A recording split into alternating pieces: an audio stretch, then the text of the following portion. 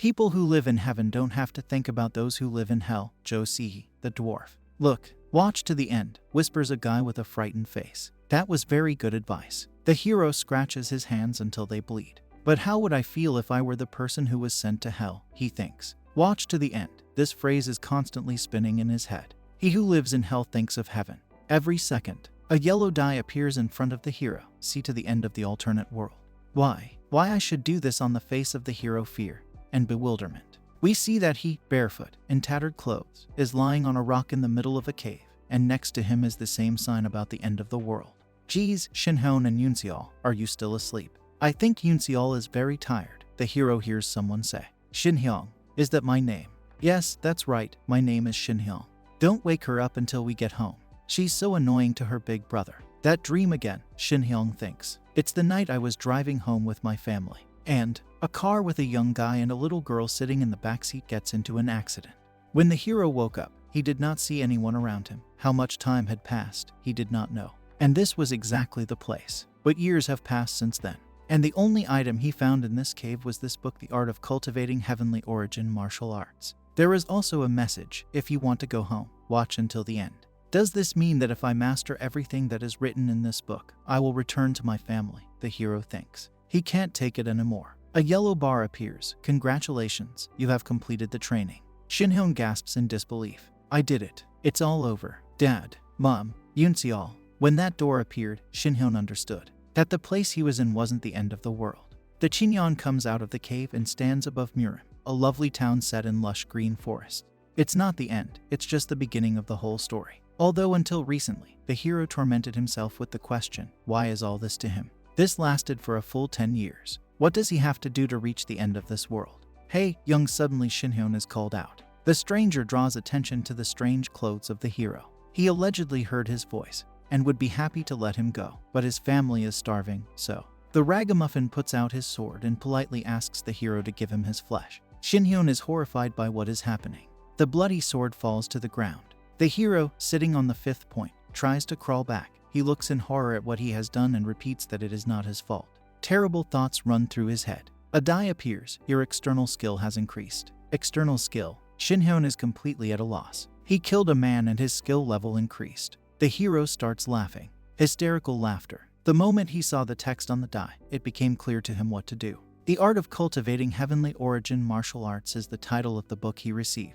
To return to your own world, it must reach the maximum level. The present time. The hero has changed noticeably. Smiling, he offers to find out who it was who challenged him, and one of the opponents reports that it is the leader of a demonic cult. This is Supreme Sword Emperor Cha Shinhyun. Which generation of demonic cult do you lead? He asks, holding out his sword in the direction of the kneeling enemy. He's begging for mercy. The 8th, then, since those who died by my hand were from the 6th and 7th. The High Emperor is counting something on his fingers. He says that he is proud of these restless guys, who with enviable regularity, every couple of decades, come to his soul. Okay, that was fun, Shinhyun says, and lands a sweeping blow that takes the cultist leader's head off. The deceased villain's ward screams that the Supreme Sword Emperor is a demon-like, and then charges at him. The hero does not understand why the word demon is an expletive in the mouth of a follower of a demonic cult. I admire your courage, child, he says to his opponent, looking him straight in the eye. He grabs him by the face with his hands and pushes him away from him.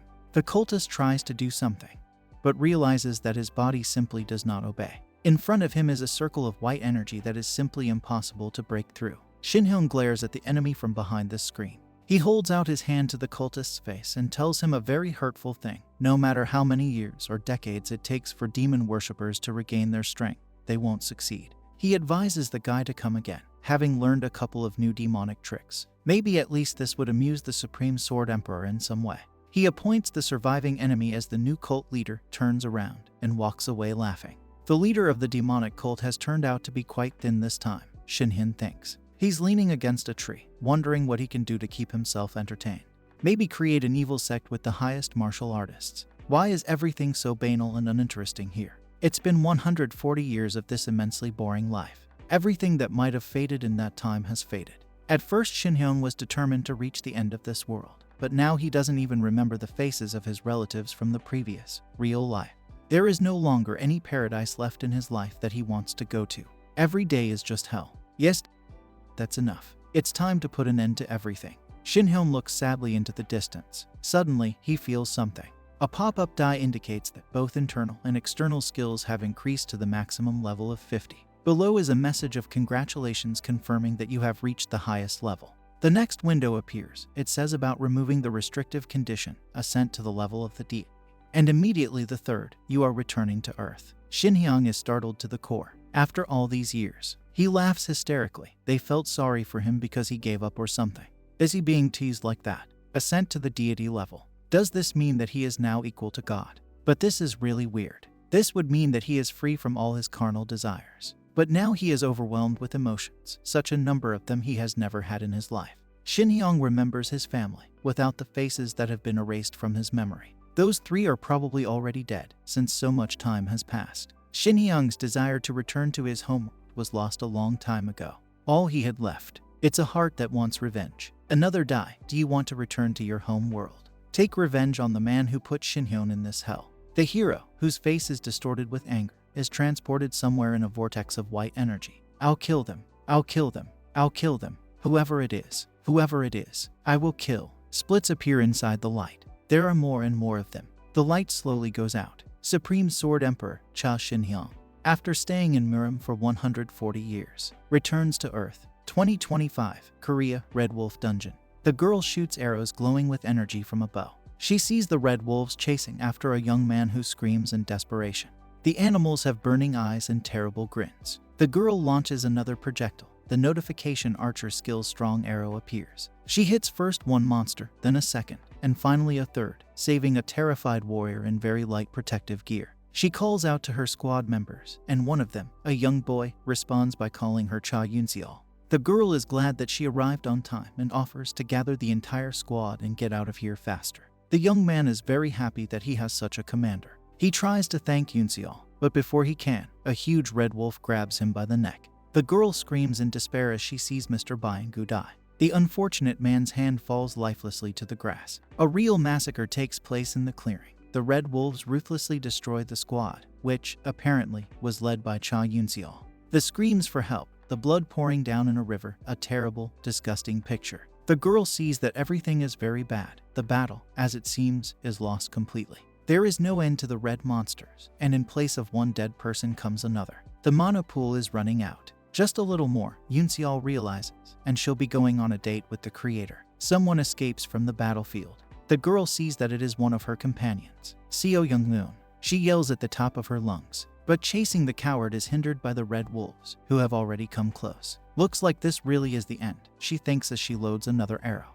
Meanwhile, Seo Young-moon is swearing profanely as he runs away from the dire wolves. He feels like he was too careless. There was no need to join the squad of these insects. If he stayed here, their fate would befall him. The wolves would tear him apart. He sees a glowing portal in front of him and runs as fast as he can to dive into it. But he is stopped by an arrow that has landed right under his feet. The coward staggers back to avoid being hit by shards of stone. When he looks up, he sees that this is Cha Yunseol, who finally managed to break away from the wolves. "Where are you going?" she shouts at him, seething with rage. Im-yoon says in a fake voice that he is glad to see the girl alive and she needs to calm down. It was a great relief to see her here. Yunseol grabs him by the front of his shirt. She indignantly shouts that she warned him in advance that the battle with the red wolves is very dangerous, but he did not listen to her. It was because of him, an incompetent, that all of their comrades were now dead. She begins to sob, realizing what a tragedy this is. But Young-yeon does not get through. He rudely replies that the problems of the dead are their problems, and he got out, and it suits him quite well. "That's right, this is the true Seo Young-moon," says the girl. "It was crazy trying to talk some sense into this bag. Let him come back. My father is covering for the of course, but I want to see how he does it this time." She promises to tell us what happened when she got back. These words frighten Young-moon. He calls out to Yunseol, who is about to leave. A notification appears, Stonebreaker Fighter Skill. The guy, whose eyes have become completely mad, deals a powerful blow to the girl in the chest. She flies out of the way, dropping her bow as she goes. Yunseol is stunned and can't do anything. She's gasping for air. Richard slowly approaches her. Lifting her head by the hair, he cynically tells her that the is trying to butt heads with him for nothing. She doesn't know even the most basic things. Someone else's praise blew her mind, he claims with a nasty smile on his face. But he can help make a name for her. He would tell everyone that squad leader Cha Yunseol only thought about her own benefits and goals, and only hindered the others. As a result, the dungeon raid ended in failure, and all the squad members died. It looks very plausible, doesn't it? Yunseol, who has not yet recovered from the blow she received, looks blankly at nothing. Well, Commander Cha, thank you for your work, Yoon says cynically, and raises his hand to deliver another, this time fatal blow. Suddenly, an energy discharge appears in the air. It cracks, reaches to the ground, and he throws out Shinhyun, who doesn't understand anything yet. Seo Yoon sees his dark silhouette. Shinhyun looks closely and learns something. A die pops up. Your internal and external skills have increased to the maximum level of 50. And immediately after it, the next one, you will return to Earth. I'm back, Shinhyun understands. He starts laughing like a madman. So the reward for reaching the maximum level was to return to Earth. What a moronic hobby this is. No, well, really. And then he starts saying what he promised during his teleportation. I'll kill you, whoever you are. What the hell are you mumbling about? Shinhyun suddenly hears Yoon's voice. He came out of nowhere and wants to kill someone, but he has to. Where did you teleport from? Yoon continues his interrogation. What are you, a wizard? Then tell me who you work for. But Shinhyun doesn't say anything. He just walks past Yoon. Is this freak ignoring me? He asks, clenching his fists in anger. Shinhyun approaches the girl lying down and assesses the situation. Did they have a battle to the death here? I think she's dying. The hero looks at the girl's face, as if trying to remember where he saw her. Yoon, meanwhile, is seething with rage. I'm lost, he thinks. He saw me with Yunseol. If I let him live, who knows what will happen? I have no idea who it is, but I have to put him up forever. Shinhyun, meanwhile, notices a familiar bracelet around the girl's neck. He pats the unconscious Yunseol's cheek. We've had a battle to the death here, Yoon tells him. Realizing that Shinhyun is not up to it now, the scoundrel decides to get rid of the problem in his face. He clenches his fists, which continue to emit red energy, and yells a useless threat, attacking Shinhyun from behind. But not fate. His red energy is drowned out by the much more powerful blue energy that comes from his opponent.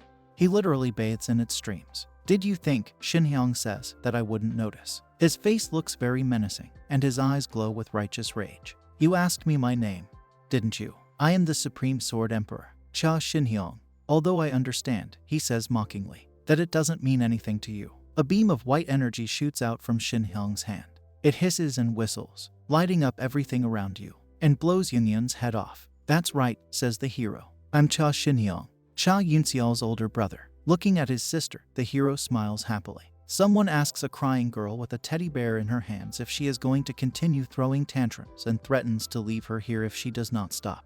Parents who have moved a little away from the baby are worried because it is already getting dark outside. Her older brother, who Yunseol calls Abba, asks her if she really likes amusement parks that much. Smiling, the guy tells his little sister that if she continues to be hysterical, then it will be difficult for dad and mom. The girl clutches her small fists to her chest. She tells her brother that she wants to see him more often, but he is going away to study, and they will only meet in such places, on a family vacation. Her brother pats her on the head. He says that he loves her very much and promises to come to her more often, despite studying at the university. And he would drive her to the park himself. Yunseol laughs happily and agrees to his brother's suggestion. Good girl, let's go home, okay. Okay, just carry me to the car on your back, Abba. 2 phrases on a black background. Okay, I'll carry you on my back until you get really big. I'm not heavy, carry me on your back every day, Abba. A wrecked car in the middle of the road. Yunseol thinks that it's her fault if she wasn't so stubborn and didn't bother her mom and dad with requests to go to the park. She remembers herself in the backseat of a car and realizes that her parents would still be alive. The girl calls for her brother, but in vain. He would not have disappeared either, if not for her. Yunseol looks at the spot where her brother was sitting just now, but sees only the seatbelt unfastened. A hand emitting a white glow hovers over the bandaged hand of the now grown-up Yunseol. The girl wakes up, opens her eyes wide and makes a very strange sound. Yunseol is trying to catch her breath, and her brother, who is sitting next to her, says that he used his healing energy on her, but she was seriously injured and it will be difficult for her to move properly for a while. The heroine looks at the other person and asks who he is, and Shinhyun replies that he understood that she did not recognize him. He gently holds her hand, which is holding the locket, and tells her that Yunseol has grown a lot, and now he definitely won't be able to ride her on his back. The hero looks fondly at his sister, squeezing her hand. The girl looks at Shinhyun blankly, but she seems to be starting to guess who he is. It can't be, it's impossible, she thinks. We see a picture from the past, when Shinhyun gave her the same bracelet that she still wears around her neck. Inside the locket is a picture of their entire family, and when my brother gave it to me, he told Yoon-seol to be brave even if he wasn't around. The girl is crying, her mouth twisting in pain. Clutching the locket in her hand and shedding streams of tears, she resentfully asks where Shinhyun has been all this time. Her brother gently hugs her, tries to calm her down, and says that he understands how hard it was for her sister. Shinhyun suddenly remembers Seo Yoon and asks his brother what happened to him. He says that if she means the scoundrel who attacked her, then he is lying a little further away, without a head. Yoon-seol jumps up, forgetting about her injuries. She is very nervous as she is afraid of something.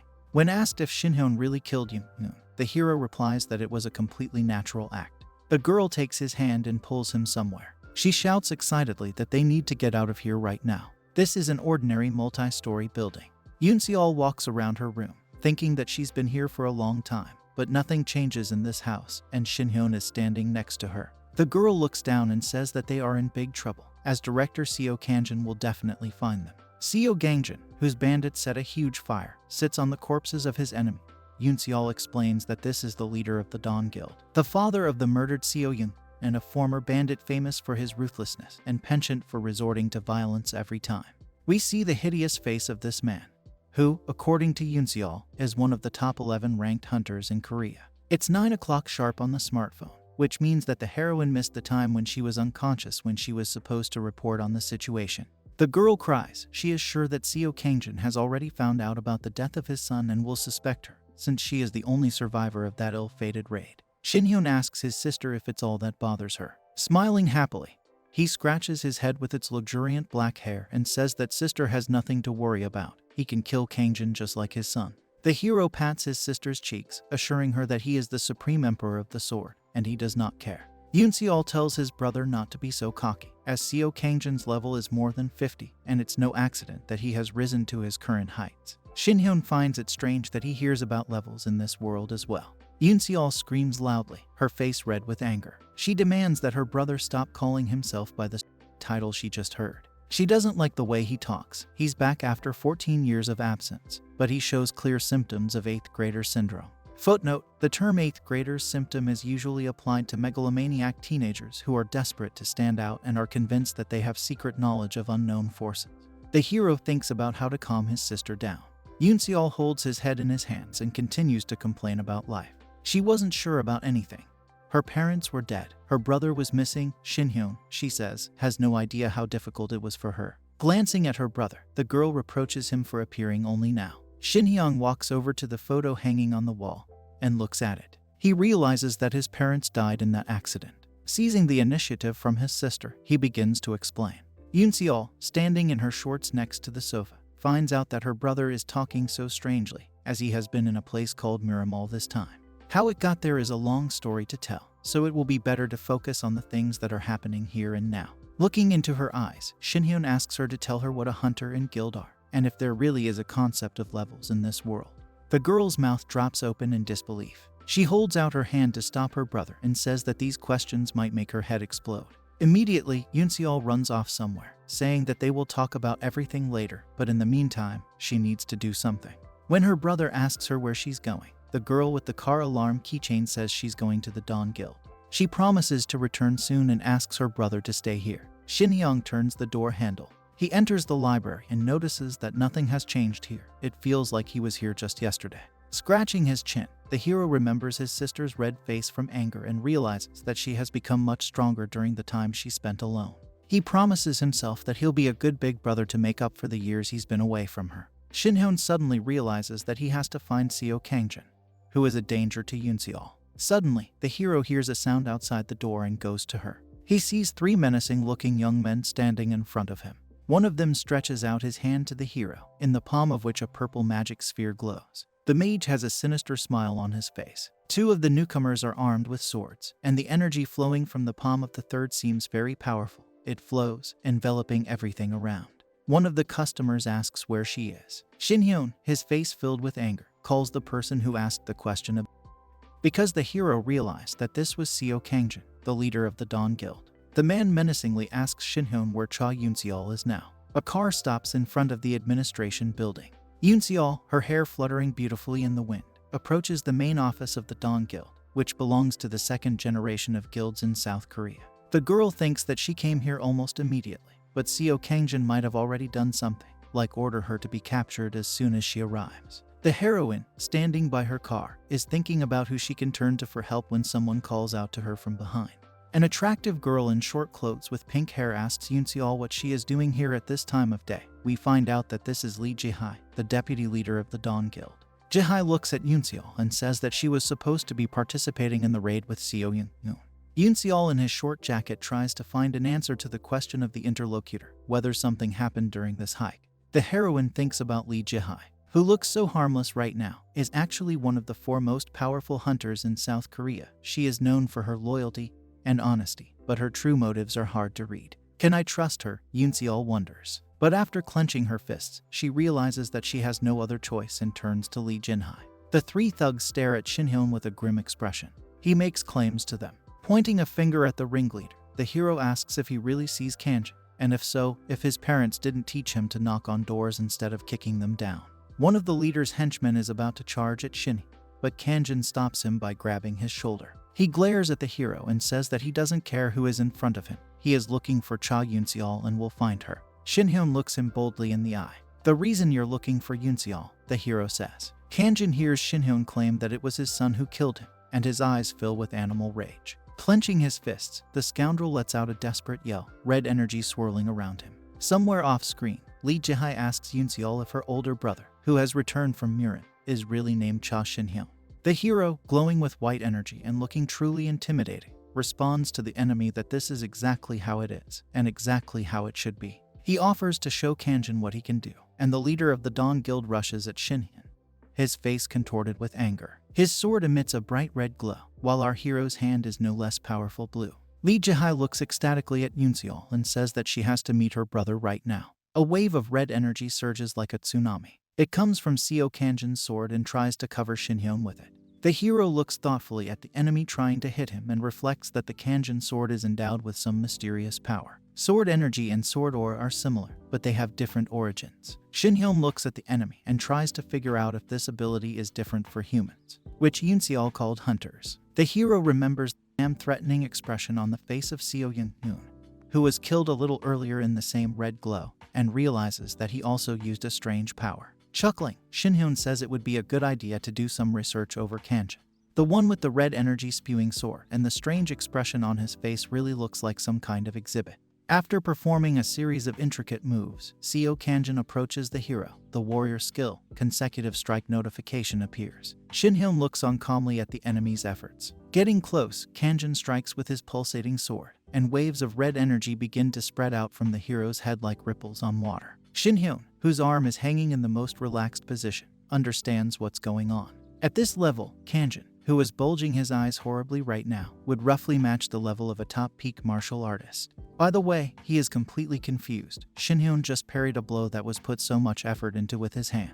The hero looks at his hand and realizes that he still feels an extraneous influence. It bounced back a little. Looking mockingly at the enemy, and easily holding his sword with his hand, Shin-hyun states that there should be at least 10,000 people like Kanjin in Korea. Subordinates of the guild leader, seeing how difficult it is, rush to help. But a pillar of white light appears in front of them. Shin-hyun turns to them and asks them in an indifferent tone not to bother him. Turning to Kanjin, the hero sees that he has something new in mind. Shin-hyun's eyes reflect red lights. And at the same moment, a powerful energy discharge arrives at it, the nature of which is indicated by the sign wizard's skill, ball lightning that appears. To Kanjin's companions, one of whom is holding a shield, it seems that this should bring their leader victory. One of them begins to shout enthusiastically that the job is done. He takes a fighting stance and tries to hit Shin-hyun, but he just smiles, takes the blade of his sword in his hand, and says directly into the eyes of the enemy that he is moving too slowly. The hero clenches his hand, and the blade of the sword begins to crumble. The opponent who owns the weapon looks at it with bulging eyes. Shin-hyun stands proudly in the middle of the battle, surrounded by clouds of blue and red energy. The shaken opponent is desperately trying to figure out what's wrong with Shin-hyun. The hero, meanwhile, calmly shakes off the crumbs of metal from his hands. Looking at the enemies, he thinks Yoon-seol said that he was only absent from this world for 14 years. The three bandits who stand with their teeth bared are at the level of peak martial artists, which requires not only the accumulation of thousands of years of experience, but also outstanding natural talent. Today's humanity caught up with Murim in just 14 years. Kanjin, who is ready to eat it now with his eyes, is one of the few top peak masters in this world. And this is simply amazing.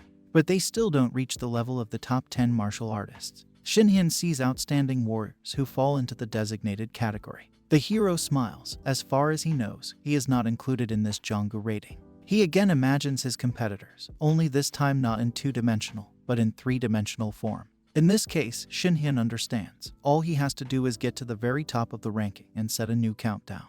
The hero is standing on a rock, emitting discharges of white energy. Behind him on the bare ground lies a skull, next to which an old katana, damaged in battle, sticks out. A passenger car is driving along the evening highway. Yoon Se-al is driving, and Lee Jae-hai is sitting next to her in the passenger seat. The heroine goes crazy because so much is happening around her. Now, for example, the deputy head of the guild forced her to take her to a meeting with her brother. Lee Jae-hai, who has her eyes closed, thinks that she wouldn't hide anything from him, but right now, she doesn't even know if he's a friend or an enemy. Anyway, earlier in the parking lot, she had told Yoon Se-al that if she helped meet her brother, she would cover up all the incidents she had with Seo Young-yoon. This also applies to the problem with the father of the deceased. Yoon Se-al simply couldn't refuse this offer. Lee Jae-hai reflects on what Shinhyun might have in mind. She asks Yoon Se-al if he really went missing a few years ago. A tear runs down Lee Jae-hai's face when she hears that everything happened in 2011, which is 14 years ago. This means that 140 years have passed for him. Lee Jae-hai calculates in his mind. It's hard to even imagine how strong he has become in such a long time. The conversation continues in the car. What kind of person is your brother? He is caring and kind. He's also a very good student, recalls the driver of the car, Yoon Se-al. He went to a prestigious university without the help of tutors, she says proudly, to which the neighbor points out that her brother must be a real genius. Yoon Se-al blooms with happiness, and she chirps that he's really smart, but more importantly, he's persistent. If Shinhyun starts doing something, he won't stop until he gets to the end. Shinhyun points a finger at the terrified enemy and beckons them over. The hero says that he has a power that he did not see in Murim and did not even hear about it, and asks to use it again. The enemy, emitting a red glow, strikes with a sword, but in response gets a fist in the face and hears that Shinhyun is not interested in this trick at all. Another subordinate of Kanjin's enters the scene. He summons some blue circles of mana, around which ice crystals are spinning. The hero is disappointed again. According to him, he saw enough of these tricks in the ice palace of the North Sea. He raises his hand and shows me what it looked like in that ice palace. Over the clumsy manipulator of tiny icicles grow huge ice dragons, which, as it seems, are about to devour the poor guy. But they just freeze it, submerging it in a nice block of ice. The bandit with the shield, seeing all this, tearfully begs the hero to spare him and tries to run to the door. However, an energy barrier grows in front of him, through which it is impossible to break through. Then a beam of light hits him squarely in the forehead. Seo Kangjin furiously shouts at his fighter that he should have used his shield to block the enemy at the front instead of turning his back and running away. Shinhyun, who is standing behind the guild leader, raises a warning finger and shares his impression. Smiling, he says that gangsters probably don't know the concept of loyalty. Seo Kangjin looks at his enemy with wild eyes and tries to figure out who he is. Ice magic, the barrier, using magic with his fingers, is he a wizard? But the wizard couldn't block his attack. Looking around the room where he stands with his huge sword in the middle, Kanjin notices that it hasn't been damaged in any way, despite the scale of the battle going on. Does that mean it's just a barrier? He asks the character, who is completely indifferent to him, what he used and whether he was specially prepared for their arrival. Shinhyun calmly explains that he covered the entire area with his mental sword because he couldn't let some pathetic bandits get the floors of his house dirty. The hero recalls how he stood majestically on a rock in his former world, and tells Kanjin that he simply cannot understand the level at which he does everything. Smiling, the hero reports that at the moment when the bandits entered his house, they were in the territory controlled by him. Kanjin, emitting powerful jets of red energy, calls Shinhyun a monster and swears that if he dies, it will only be with him. His eyes fill with an eerie light, and a berserk skill sign appears. Kanjin opens his mouth wide, raises his sword and yells something unintelligible. We see another berserk roll alert. Shinhyun calmly asks the enemy who the monster is here. Isn't he the one who seems to have increased his strength many times over and wants to perish with his enemy? But Kanjin no longer hears anything. He rushes at the hero. He accepts the fight. Kanjin desperately tries to hit Shinhyun with his sword, but only draws red circles around him. The guild leader looked like a mad, mindless monster. In front of us is a sword glowing with blue energy, the end of which was broken off by Shinhyun a little earlier. The hero takes it in his hand and tells the distraught enemy that he will show him respect. Shinhyun swings and delivers a powerful blow, the enemy's blood spurting in all directions. Kanjin, whose face regains its human features, screams loudly. The hero turns away from him, pathetically informing the enemy that a great honor has fallen to him. Holding his head, Shinhyun explains that it was a blow from the Supreme Sword Emperor. There are women's voices outside the door. This is my home. I apologize for the intrusion. It's Lee Jae-hae and Yoon Seol who are looking at the scene in front of them in shock.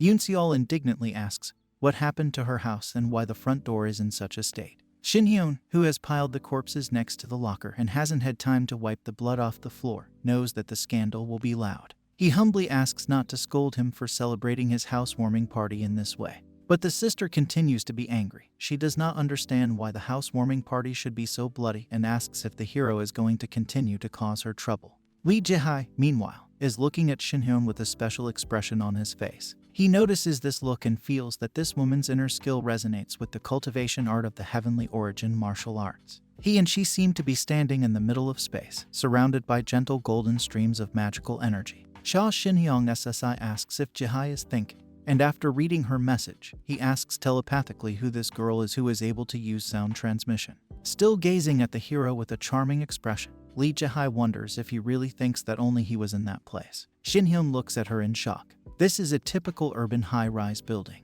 Yoon Seol is lying in a bed with sunlight already falling on the edge of it.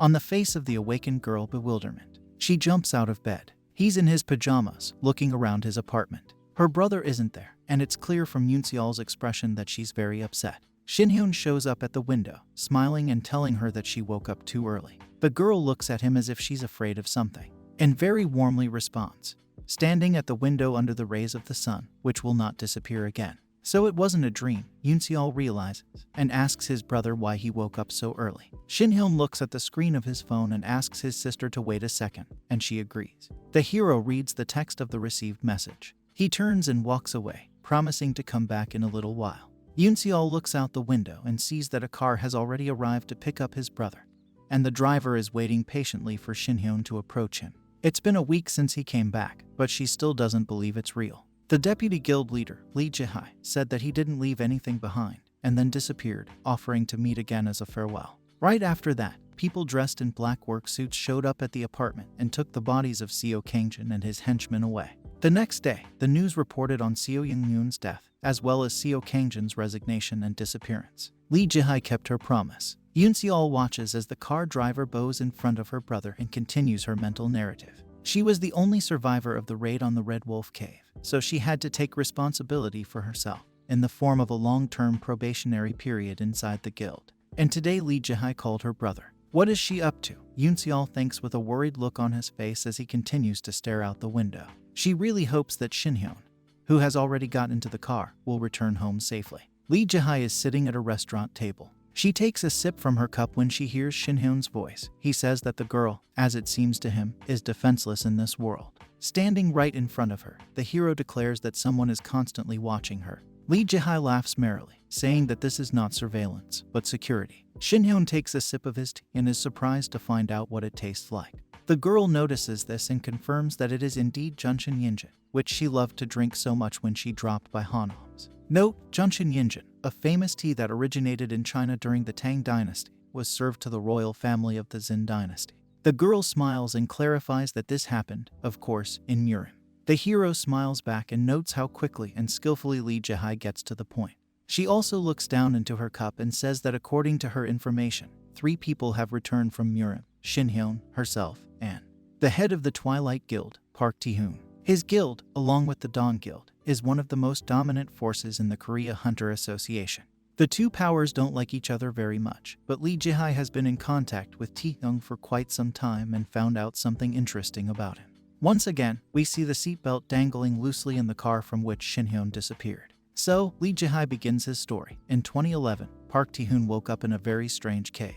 On one side of it was the book The Art of Cultivating Heavenly Origin Martial Arts, and when he came out of the cave, he found that he was in a world called Murim.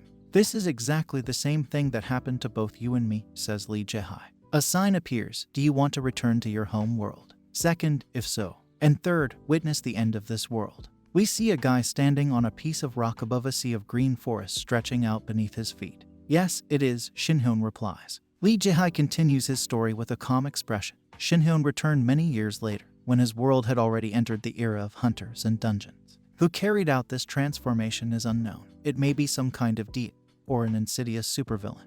But the transformation of this world and getting people into Mirim are definitely related to each other. Shinhyun looks thoughtfully at nothing, trying to make sense of what he's heard, and the girl continues her story. 14 years ago, after a divine revelation from the goddess, we are shown this unearthly creature with a spiritual face and long hair. Dungeons, monsters, and hunters began to appear. The class and skill system is not very different from the role-playing games that Jae-hae, Shinhyun, and all their peers played as children.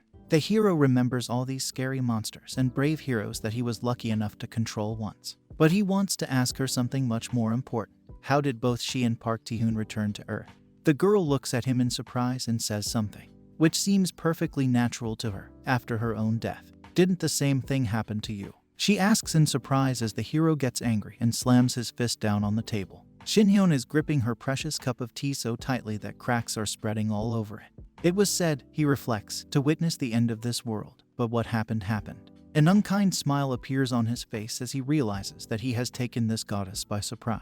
The hero remembers all the torments he experienced in that world. I wonder if this goddess knows who sent him to Mirim and for what reason. The reward for the highest level of martial arts in that world was to return to Earth, Shinhyun thinks, smiling. So, there must be some reward for the maximum level of the hunter already here. Continuing to grin, the hero realizes that this reward will be the answer to his question, if, of course, the goddess does not want to lose her face. Lee Jae-hae looks at the hero in surprise. He quickly takes the initiative in the conversation and asks the girl why she decided to meet him after all. After giving him a nice look, she suggests taking a walk. The Dawn Guild had a feud with Park Tae-hoon, or rather, the Twilight Guild, she says. We cautiously confronted them in a situation where we didn't know what could go wrong. Lee Jae-hae walks on the green lawn slightly ahead of her, and Shinhyun slowly follows her. And then director Seo Kangjin died, she continues. Lee Jae-hae turns to his companion and looks him straight in the eye, saying that he was the one who killed the central figure of the Dawn Guild, so he must take responsibility. Please join our guild, the girl asks, putting her hand to her chest and smiling charmingly. She offers him a place in the management of the company, and promises him unlimited wealth and fame. Scratching his head, Shinhyun says that he shouldn't reject such an offer, especially since it comes from his sister's boss. But then he looks Lee Jae-hae straight in the eye and declares that he should give up on him after all. When asked why, he turns away from his companion and says that he prefers to act alone. The hero moves away from the girl. In parting, he says that, on top of everything else, he is not satisfied with serving someone who is clearly weaker than him. Lee Jae-hae looks at him in silence, and then offers to check which of them is actually stronger, especially since the situation is quite suitable. The characters are standing in a spacious clearing under a luxurious green tree. You know, she says, that a year in Mirim is equivalent to a decade in this world, and you realize that you have been there for 140 years. The hero strokes his chin and agrees with Lee Jae-hae. Age and skill aren't always proportional, she continues. Shinhyun smiles and says that he completely agrees with the other woman. Even if someone spent 300 years in Mirim, they would not be able to compete with him. Is it so? Lee Jae-hae transforms as she stretches out her hand and begins to glow with crimson-colored energy. We see the open command. A crimson stream stretches from Lee Jae-hae to Shinhyun. She bends the grass in her path to the ground. It ends with a crimson sphere that suddenly loomed in front of Shinhyun. This circle is somewhat like an eye hanging over a lawn. Gradually, it becomes brighter and more effective, and we see the Dai Lee Jae-hae's original skill Shadow Dance. The girl explains to the hero that he is now watching. Her senses are turned off and everything around her is dark. The impact radius is about 50 meters. Recreating this large-scale skill through the laws of physics will require a lot of time and a huge amount of energy. This is an original skill of mine, she says, and we can see how impressive it looks in the example of a lawn that has almost disappeared into the darkness. Do we need to add, she says, that we are now in a pocket dimension that reflects real space? Lee Jae-hae states that from the outside, it will appear that they just suddenly disappeared, and the empty clearing we see perfectly illustrates this. In Mirim, I was called Blood Plum Blossom, and I fulfilled all the killing contracts I had there, Lee Jae-hae says as he slowly walks towards the hero in his high heels. Shinhyun smiles and says that he guessed that he was dealing with a killer. She probably fights to the death with her hands tied. It's easy to escape from this dimension, the girl says, holding a sword in her hands. Either you break me or you die. She continues to approach Shinhyun in an aura of her crimson energy. Smiling, the hero says that he was very afraid of this murder notification, handed in broad daylight. But, as it seems to him, this skill is intended not only to lure the enemy into a trap. Lee Jihai, surrounded by the radiance of her energy, approaches the hero closely. She looks him in the eye with a strange expression on her face and tells him that he is absolutely right. Shinhyun gives her an equally enigmatic look. Shinhyun manages to pull his head back, and Lee Jihai's weapon leaves a crimson trail behind it, just inches from his throat. The girl holds a dagger in each of her hands. She had already landed a lot of punches, but Shinhyun either parried them with his bare hands or dodged them like the previous time. But the girl is not going to give up. She beats and beats. Her movements are fast. It is noticeable that this is an excellent warrior. The pressure with which it rushes to the hero can only be envied. Crouching on the ground, Shinhyun comments on what he saw: a dagger in each hand, one reverse grip, and a very distinctive style. This is the battle handwriting of the greatest assassin of Murin, who is called the Dark King. Lee Jihai is glowing all over, especially her left eye. Blood Moonlight Road, Shinhyun says. That's right, you figured it out at a glance, the girl answers him. It's just that I've already fought someone who used this skill, the hero says with a smile. But back then, I was a bit inexperienced and accidentally killed an opponent.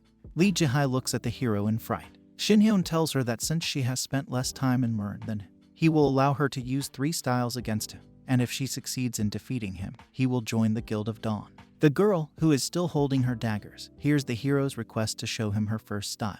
She clutches her weapon tightly. Lee Jihai agrees to the hero's suggestion, then closes his eyes and begins to envelop himself in a cloud of purple smoke. Shinhyun looks at her and analyzes the girl's actions. Despite the fact that they are now in her possession, she completely bypasses his senses. The impression that it has disappeared is simply amazing. Is this strength also part of her skill? Bright lights flash around the startled hero, shrouded in smoke. Shinhyun watches them with interest. The lights go out, after which stones fly from the place where they were. They fly into the hero through the fog, getting clearer and clearer. This is a whole hail of shrapnel, from which, it seems, there is nowhere to escape. But Shinhyun knows how to defend himself. His hand begins to glow with white energy. One effort, and its streams rush in all directions, creating something like a protective sphere around the hero. Shinhyun deflects the rockfall, and his hand stops glowing. He looks at her and thanks her for a great job she's done. But there's no time to relax. Lee Jihai is already flying at him with his daggers. The hero, however, smiles. This is the second style, he tells the girl, who looks angry and annoyed. That's what I thought, Lee Jihai says, 2 daggers glinting in her hands. The strongest master who died at the age of 150 is a Shaolin master, she continues. Sha Shinhyang-si, who should be considered his equal, is actually the strongest. The hero, almost picking his nose out of boredom, lazily admits the correctness of these words. This annoys the girl immensely. He behaves as if everything is as it should be. The ground in this pocket dimension is cut through by spikes of red energy rushing upward. If I kill you, she asks ominously, standing in the middle of her energy pillars, am I going to be the strongest in Murin? But Shinhyun smiles again. Standing indifferently in the middle of the red pillars bursting out of the ground, he says that he has no words. Lee Jihai really looks amazing against the background of the iridescent streams of energy that she generates. Against the background of her eyes, in which only whites remain, a notification appears, Assassin Skill Shadow Dagger. Lee Jihai spreads his legs wide, bends down to the ground, and directs shimmering streams at his opponent. These pillars from different directions rush to one point to the place where Shinhyun stands. We see a bright light surrounded by a faintly glowing sphere, and the inscription Sword of Reason. The light explodes in the brightest flash. White energy comes into conflict with red energy. At one point, it reaches out to Lee Jihai and wraps around her. Before the girl grows a huge block of stone, which is about to smear her. Lee Jihai, who is drenched in cold sweat, realizes that her body is not listening to her. She squeezes her eyes shut, feeling as if something is squeezing her from all sides. Shinhyun, meanwhile, raises his hand. After her, an avalanche of glowing white energy stones rises into the air. The third style did not work. The end, the hero says to the completely shocked girl. Do you want to continue? He asks her. She lowers her daggers and admits defeat. The pocket dimension collapses, once again giving way to a pretty forest clearing. Shinhyun calmly looks at Lee Jihai, who says that she won't insist on sparring anymore, but asks her to say one thing in return. Still holding her red daggers, the girl asks to tell what exactly Shinhyun did. At one point it seemed to her that she was fighting against an entity with which nothing can be done. The hero, sitting cross-legged on the ground, explains that Lee Jihai did the right thing by acting with confidence in her abilities. In the pocket dimension, Her powers are enough to kill even the strongest of ordinary opponents. Ordinary. The girl does not believe her ears. What realm have you reached? She asks, clutching the hilt of her dagger. The hero does not answer this question. He only notices that the combination of martial arts and their inherent skills looked amazing. He says that he got satisfaction from this battle warm-up, so he accepts the offer that Li Jihai made. The Dawn Guild will provide him with material support and information, and in return, he will help the organization with his power. Holding up a finger to sharpen the girl's attention, he sets his only condition. He will act as an independent party, not directly reporting to the guild. The girl listens attentively, putting her hand to her face, and the hero explains that this can be considered something like a union. He just doesn't want to walk under someone, but he won't refuse help. Li Jihai agrees, but asks Shinhyun to promise something. Under no circumstances should he cooperate with the Twilight Guild. After bowing, the hero makes this promise. He extends his hand and says that he swears by his title of Supreme Sword Emperor. Wow, how pretentious, the girl thinks, shaking the proffered hand. The hero also asks to be removed from surveillance. He put up with surveillance because of his sister, but now his relationship with the guild has changed, if Li Jihai understands the subtle hints. She assures that the organization will not do anything to spoil relations with him. And one more thing, the hero says, lightly pulling the sleeve off his shirt, I apologize for what happened before. He hands a piece of cloth to a girl who doesn't even know what he's doing.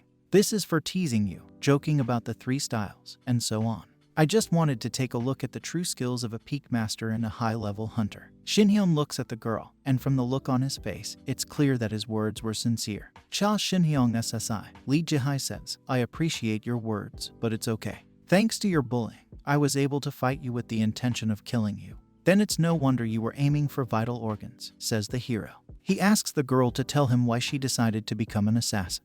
Did she ever think about it?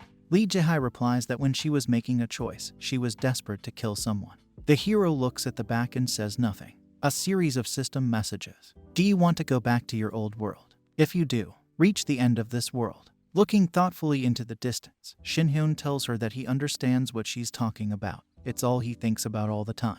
An expensive black car is parked on a dirt road in the middle of the forest. A driver in a solid suit is sitting in the driver's seat, looking at his watch. He notices something in the rearview mirror. Li Jihai struggles to get into the car, and the driver asks if she's okay. From where he was sitting, he saw the deputy guild leader using shadow dance. Li Jihai replies that this move didn't even cause Shinhyun a scratch. The driver exclaims that this is impossible, but the girl says that her opponent was simply incredible, and her stamina and mana reserves are practically at 0. She looks out the window thoughtfully, and this is despite the fact that he never even attacked her. She has no idea what he did to stop her blades. A tired Shinhyun returns home. As soon as he enters the door, Yoonseol throws himself on his chest. The hero is surprised to ask his sister why she behaves like this. You want to flatten me? He asks, trying to look her in the eye, but she roughly shuts him up. Finally, Yoonseol calms down and tearfully asks Shinhyun not to leave like this anymore. He shouldn't do dangerous things and just be home. The hero hears that his sister is afraid that he will disappear again, as he did when he was a child. I know how you feel, Shinhyun says, stroking the girl's head, but I'm thinking of becoming a hunter, he says happily. Yoonseol is scared. Do you really want to die? She asks. In front of us is a semi-transparent mystical cube that the hero received from the hands of Li Jihai. Shinhyun, who is sitting comfortably on the sofa under a picture of zebra, informs his sister that Li Jihai told him that along with this crystal, he will also get a hunter status window. Ignoring his sister's comment that his stubbornness should be directed in a more positive direction, the hero picks up a mystical cube and offers to test it. The crystal looks amazing. Shinhyun looks at him enthusiastically, and he can't get enough of it. Suddenly, there is some doubt in his eyes. He asks his sister if she has ever noticed a tendency to cheat in her boss. Yoonseol advises his brother to call up the status window, and he sees 2 information windows in front of him and says the required command. The yellow window that only he can see is the status window from Murin, and it shows the maximum 100th level of the character that operates in this world. But the blue one, the hero thinks, looking at it. This is the hunter status window, where it is reported that he has only the 1st level. There is no class, and 1 point to distribute between the 0 values of strength, stamina, agility, intuition, and spirit. Yoonseol, standing behind him, urges her brother to pay attention to the class listed in the window. It says no class. I thought so, the girl laughs happily. Appa doesn't have to be a hunter. When asked why she decided to do this, Yoonseol answers in the most detailed way. As she said, hunters are divided into 6 classes: warriors, shieldmen, wizards, clerics, marksmen, and assassins. At higher levels, of course, everything is a little more complicated, but the base classes are just that. Yunseol itself, for example, has a shooter class and a high-ranking 1 sniper. You need to start with the base class, which can't be rejected or changed later. But you, she says, pointing directly at her shocked brother's face, have no class. That means you didn't get any class, you're a random character, generic. Naturally, you can also become a hunter, but the problem is skills, Yunseol tells his frustrated brother, while she thinks that she must disappoint him so that he will abandon his plan. Hunters level up with experience points, she continues, and you'll have to spend them on skills to fight monsters. A hunter who does not have a class gets skills from the cube, while others have them fixed. For example, the cheapest skill is a hand-to-hand combat technique. It costs 20 million won. The sword technique costs 25 million won. Shinhyun is shocked by these figures and does not hide it. Hunters with a class, Yunseol continues, automatically acquire skills when they level up, while non-classers are forced to constantly invest in buying them. Appa, she cautiously asks her brother. The girl's eyes gleam slyly. Do you have that kind of money? Shinhyun looks at her, and he says, much to his sister's disappointment, that he has a very generous sponsor. This is Lee Jae-hai, who can give him billions of won. If I had not made this alliance, the hero thinks I would have had great difficulties. But it's not the money that's the problem, he muses. And in the absence of a class, as his sister said, are they saying that I, a genius like no other in all of Murin's history, am a completely useless hunter? What a shame. A funny bunny jumps on the green grass. We see that it takes place in the Chayak Mountains, in the guild's training dungeon. The rodent's face ceases to be cute. The hare turns into a monster. In general, it will not be easy here. Yunseol fires an arrow, and the animal disappears in a bright orange flash. See, Appa, she says to her brother. He notices that she must make every effort to cope with just 1 hare. The girl, pointing to the rabbit's corpse, says that novice hunters who think like her brother, all as one, end up very badly. The hero notices a red crystal on the grass and, lowering his hand to it, objects, nothing like this will happen to him. Shinhyung picks up a red crystal and, looking at it, asks his sister if this moonstone can really bring him money. Ta responds positively. It is a natural resource that does not pollute anything and contains an unthinkable amount of energy. That is why all nuclear power plants were gradually decommissioned after the appearance of monsters on Earth. But Yunseol advises his brother to be careful. He's an outstanding martial artist and all, but anything can happen inside the dungeon. To her amazement, the girl notices that Shinhyun has lifted 3 birds into the air with a flick of his hand. My words fly in one ear and out the other, she thinks. The hero, meanwhile, looks at his finger and says that, as expected, if he defeats monsters with martial arts, he does not get experience points. We see a status window confirming its output. Scratching his chin, the hero draws attention to the only icon that appears in the window. Maybe he should have asked Lee Jae-hai for another skill, too, he thinks. Before us is the information card dagger techniques. It says here that this is a passive skill that doesn't consume any mana. Rarity, D, meaning anyone can learn it. Cha skill, D-I-E, acquired quite recently. A warrior class skill that allows you to use a dagger and advanced attack skills. Used only when using a weapon that is recognized as a dagger. Yunseol indignantly calls his brother shameless. Who else would get a free skill after completing a training dungeon? Shinhyun, on the other hand, is focused on thinking about the information contained in the card. D. He thinks, I do not know what kind of contract you made with Lee Jae-hai, Yunseol says irritably. But you have to be careful with her, she will try to suck everything out of you. The hero ignores his sister's words. She realizes that Shinhyun isn't listening to her and calls out the name she used as a child. Appa, why are you? She tries to reach out to her brother, but he just grabs her wrist firmly. The hero pulls his sister to a place that he says is much better. The girl looks at the scene in front of her in shock. How many are there? She asks her brother, who has led her to a clearing with hundreds of hares. Exactly 337. He replies, I counted them as my feelings remotely on the way here. Yunseol reaches for his arrows and says worriedly that it's too much for the beginner level. The hero replies that there is absolutely nothing to worry about. Ignoring his sister's warning cry, he prepares for a mass extermination of the rodents. Conscience is out of place in such matters, he thinks. It was not necessary to give a D-level dagger technique to someone who has reached the peak level of combat handling with a sword. We once again see the sign with the description of the skill you are looking for. And, of course, the absence of a class was also very disappointing. He reflects, remembering how his sister teased him about this. The hero draws a sword from its scabbard, hanging at his side. A familiar blue-white energy aura appears around it. It's a joke, and that's enough, Shinhyun says, and spews out a powerful energy column that smashes a cute clearing with hundreds of hairs to smithereens. Rodents that have come to the place of the dead look angrily at our giant. Shinhyun, I almost fell because of you, my sister shouts at the hero. But he's not impressed by the scream. He's just asking her not to get mad. I need to figure out how to roast these guys, he says, looking at the pink monsters in rabbit form. Suddenly, he sees a lot of windows with exclamation marks at the top. These are usually system messages. This is indeed the case. In front of the hero is a notification about using the dagger technique with advice to hit along the line. Shinhyun sees this as someone helping him. He strikes and cuts the sign hanging in front of him roughly in half. Too much noise, he says with a smile. Hairs jump at him from all sides. Their pink faces look very scary. The hero slashes them vigorously with a sword that glows with white energy. Who's here? Who's going to teach? The hand holding the short sword calmly destroys waves of rodents, and Shinhyun doesn't even have to work with his body. Hunter skills only started appearing here 14 years ago, he asks, smiling. Live another 100 years to start teaching me, Shinhyun says as he saunters through the clearing, which is littered with a huge number of red moonstones. This gets annoying, the hero says, when system alerts with exclamation marks start flashing around him again. Why are there so many of them? He thinks, looking at the blue windows. What is it? The hero says, looking somewhere with round eyes. Blue windows flash by in front of Shinhyun. They repeat the same information. Swordsman skill notification. The swordsman's skill has reached level A+. The hero's face looks puzzled. He can't believe it.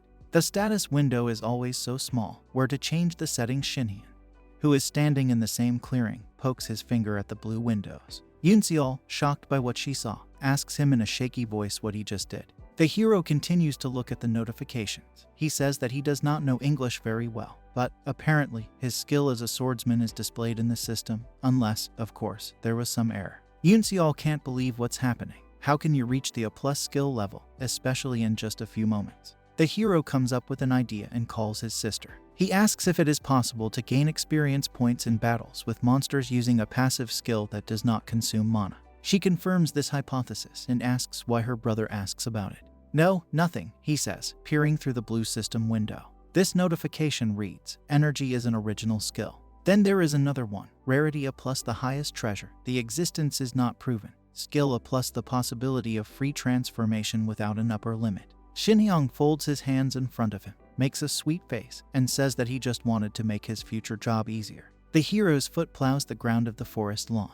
He raises his fist as if to hit someone. Then he throws this hand forward, and a powerful pillar of white energy erupts from it. Stretching out his fist, the hero says that, of course, he will receive hunter experience points when using martial arts. It can't be helped that the strongest hunters in Korea are Lee Jae-tae and Park Tae-hoon, because they must have gotten the original skill too. Suddenly, Yoonseol realizes something. Martial arts, she thinks, and grabs her bow tightly. She calls out to her brother, who turns to her. Teach me martial arts, she asks, giving him a devoted look. The bow in her hand is shaking as she talks about how she started to suspect something when he easily dealt with Seo Kangjin.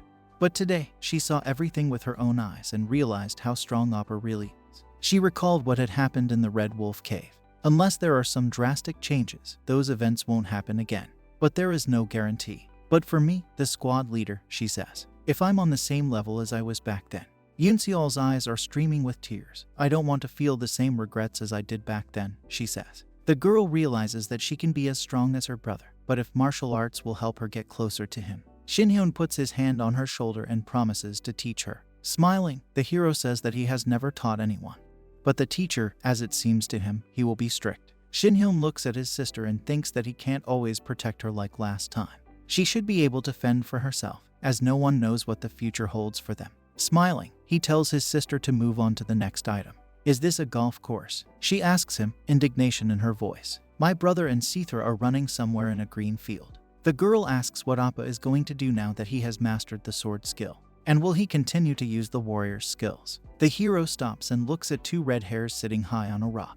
He begins to glow with white energy, clenches his hand into a fist and says that he can level up with martial arts. Shinhyun throws out a powerful stream of energy, which knocks down the hairs that have climbed on it from the cliff.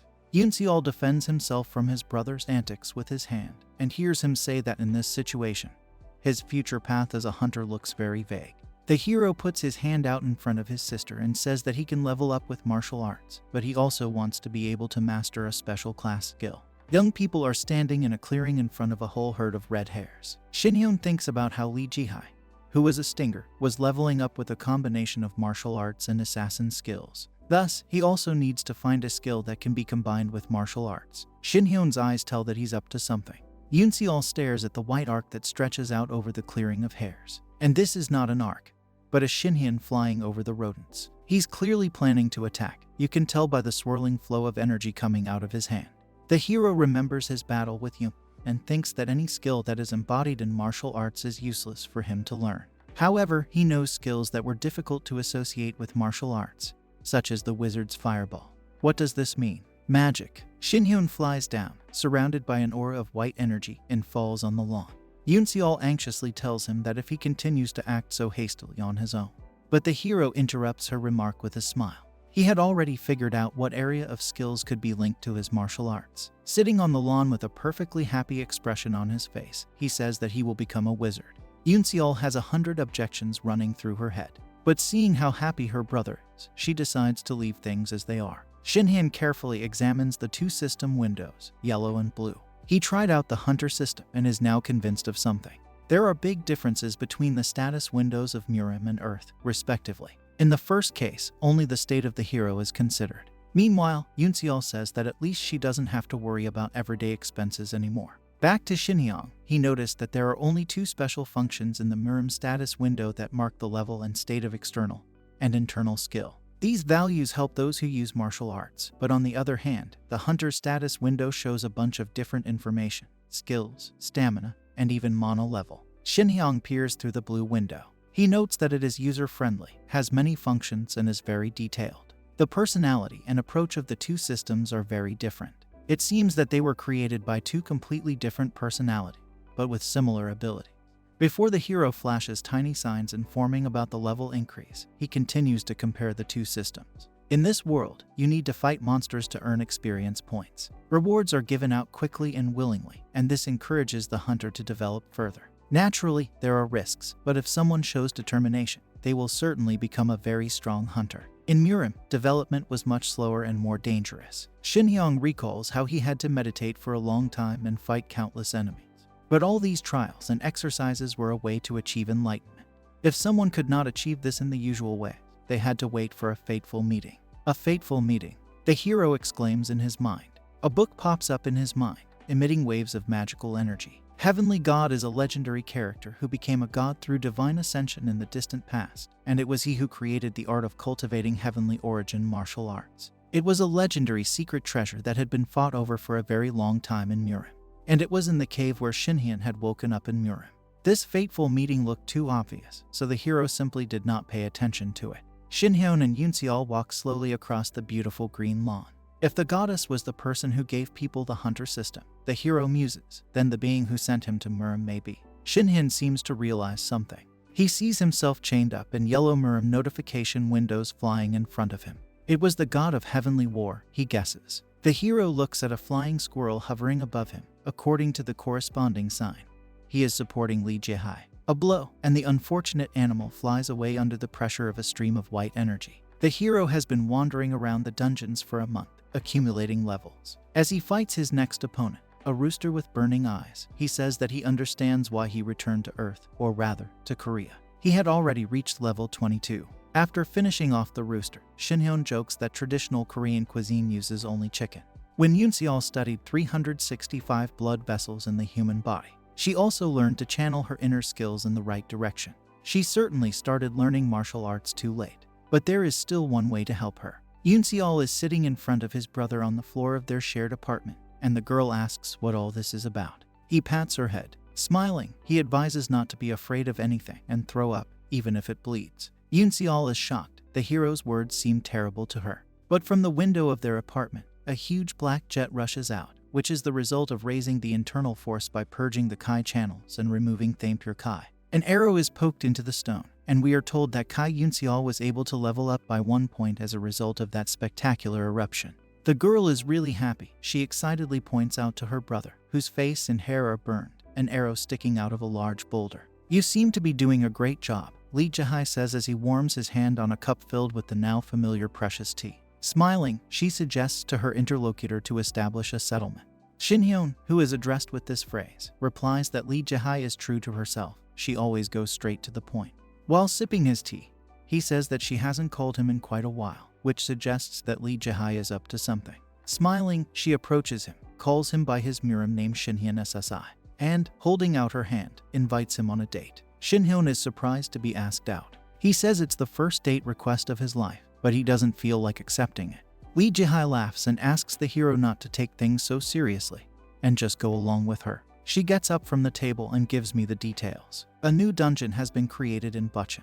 The danger level is 10, and the estimated level of the hero to enter it is from 45 to 50. This means that you need to form a squad of almost high-ranking hunters. With those who are at the 20th level, it is better not to go there alone. She smiles happily and says that with Shinhyun SSI, she thinks this restriction can be circumvented. The hero asks why she wants to enter such a dangerous dungeon only with him, without involving anyone else. Lee Jae replies that the goal is to control high-level danger dungeons, but she also wants her companion to develop faster. Like a hunter, here's the hero, who crossed his arms over his chest. Smiling, Shinhyun asks if this means that the girl will guide him. She asks why he chooses such strange words and acts like an old master from Murim. The hero moves an empty cup on the table. He asks why the interlocutor needed to grow him into a very strong hunter. The girl is annoyed by the sound of a cup scratching on wood. She asks if he has ever heard of the Festival of the Sun, whose colorful logo appears in front of us. This is a festival held annually by the Dawn and Dusk guilds. It's like a friendly competition where the best guild in South Korea is determined. We are shown the flags of organizations and their members, who are extremely tense and, apparently, extremely hostile to each other. From the outside, Lee Jae continues, it looks as if the festival is designed to harmonize relations between guilds. But in reality, it is a competition where everyone evaluates the strengths of the opponent in order to fight them more successfully later. You can think of it as a mini-war. We are informed against the background of bloodstains. The guilds of Dawn and Dusk, the girl continues her story, are constantly in conflict, shedding a lot of blood to establish control over the dungeon.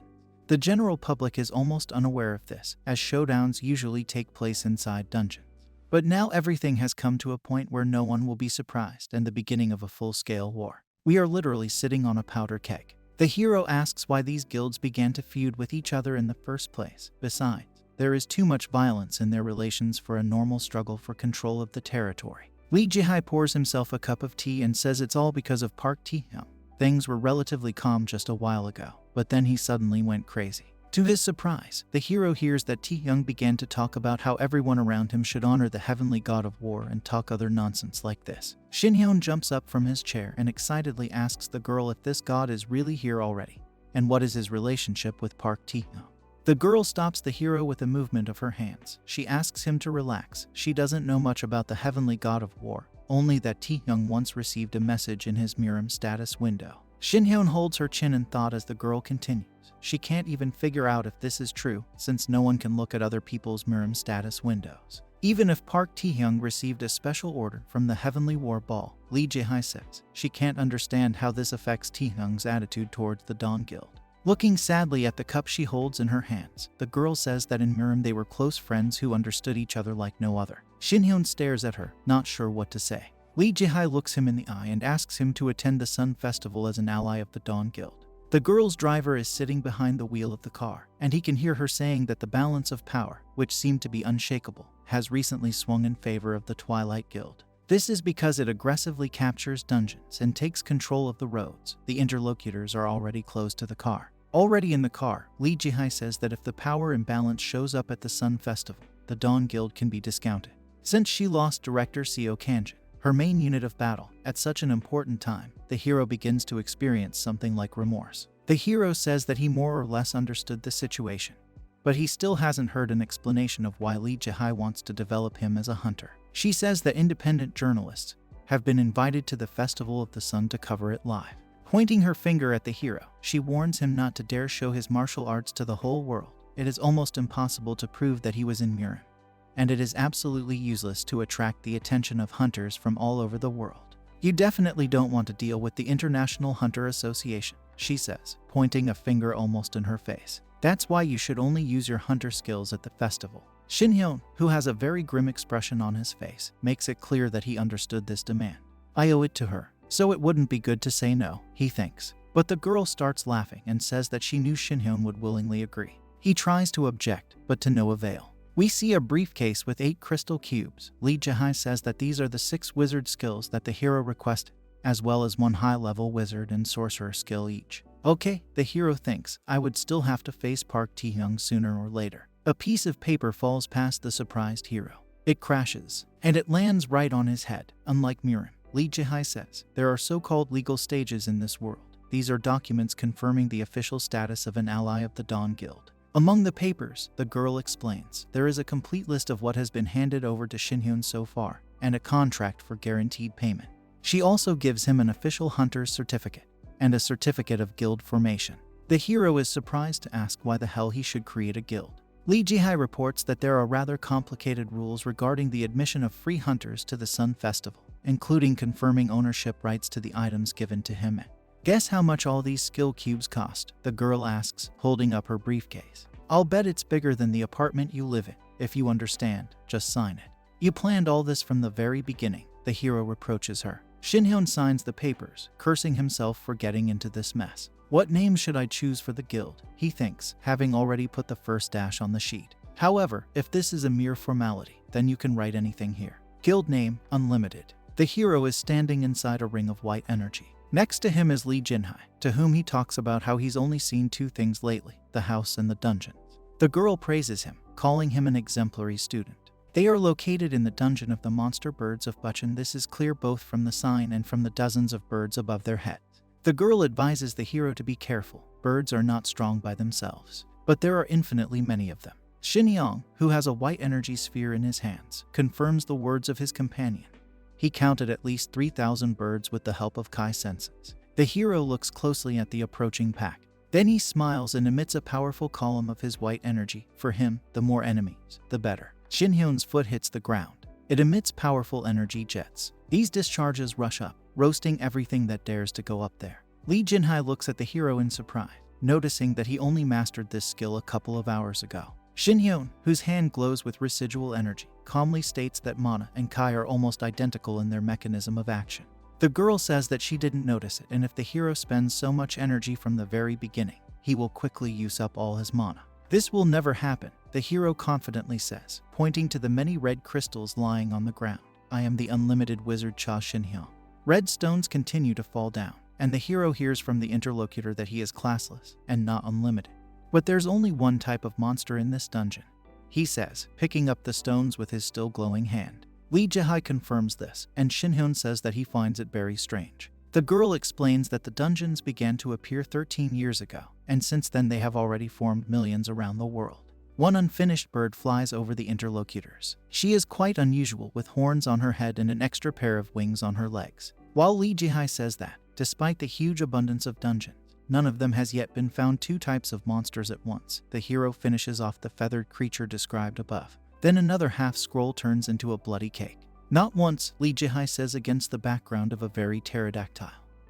Someone scoops food out of the pot with the most ordinary plate, and he throws it into the water, where a whole flock of goldfish is waiting for him. Somewhere in Seoul, at the villa of Twilight Guild leader Park Tae-hyung, a man in a straw hat who is fishing on the bank of a pond is hailed by an assistant in glasses and a business suit. The young man's name is Kim Chol-ho, Park Tae-hyun's secretary, and he says that Lee Jae-hai fully supports the newcomer. Reading through the papers, he also reports that she went with this person on dungeon raids. Park Tae-hyun tosses another portion of food to the fish and asks if Jae-hai really did it.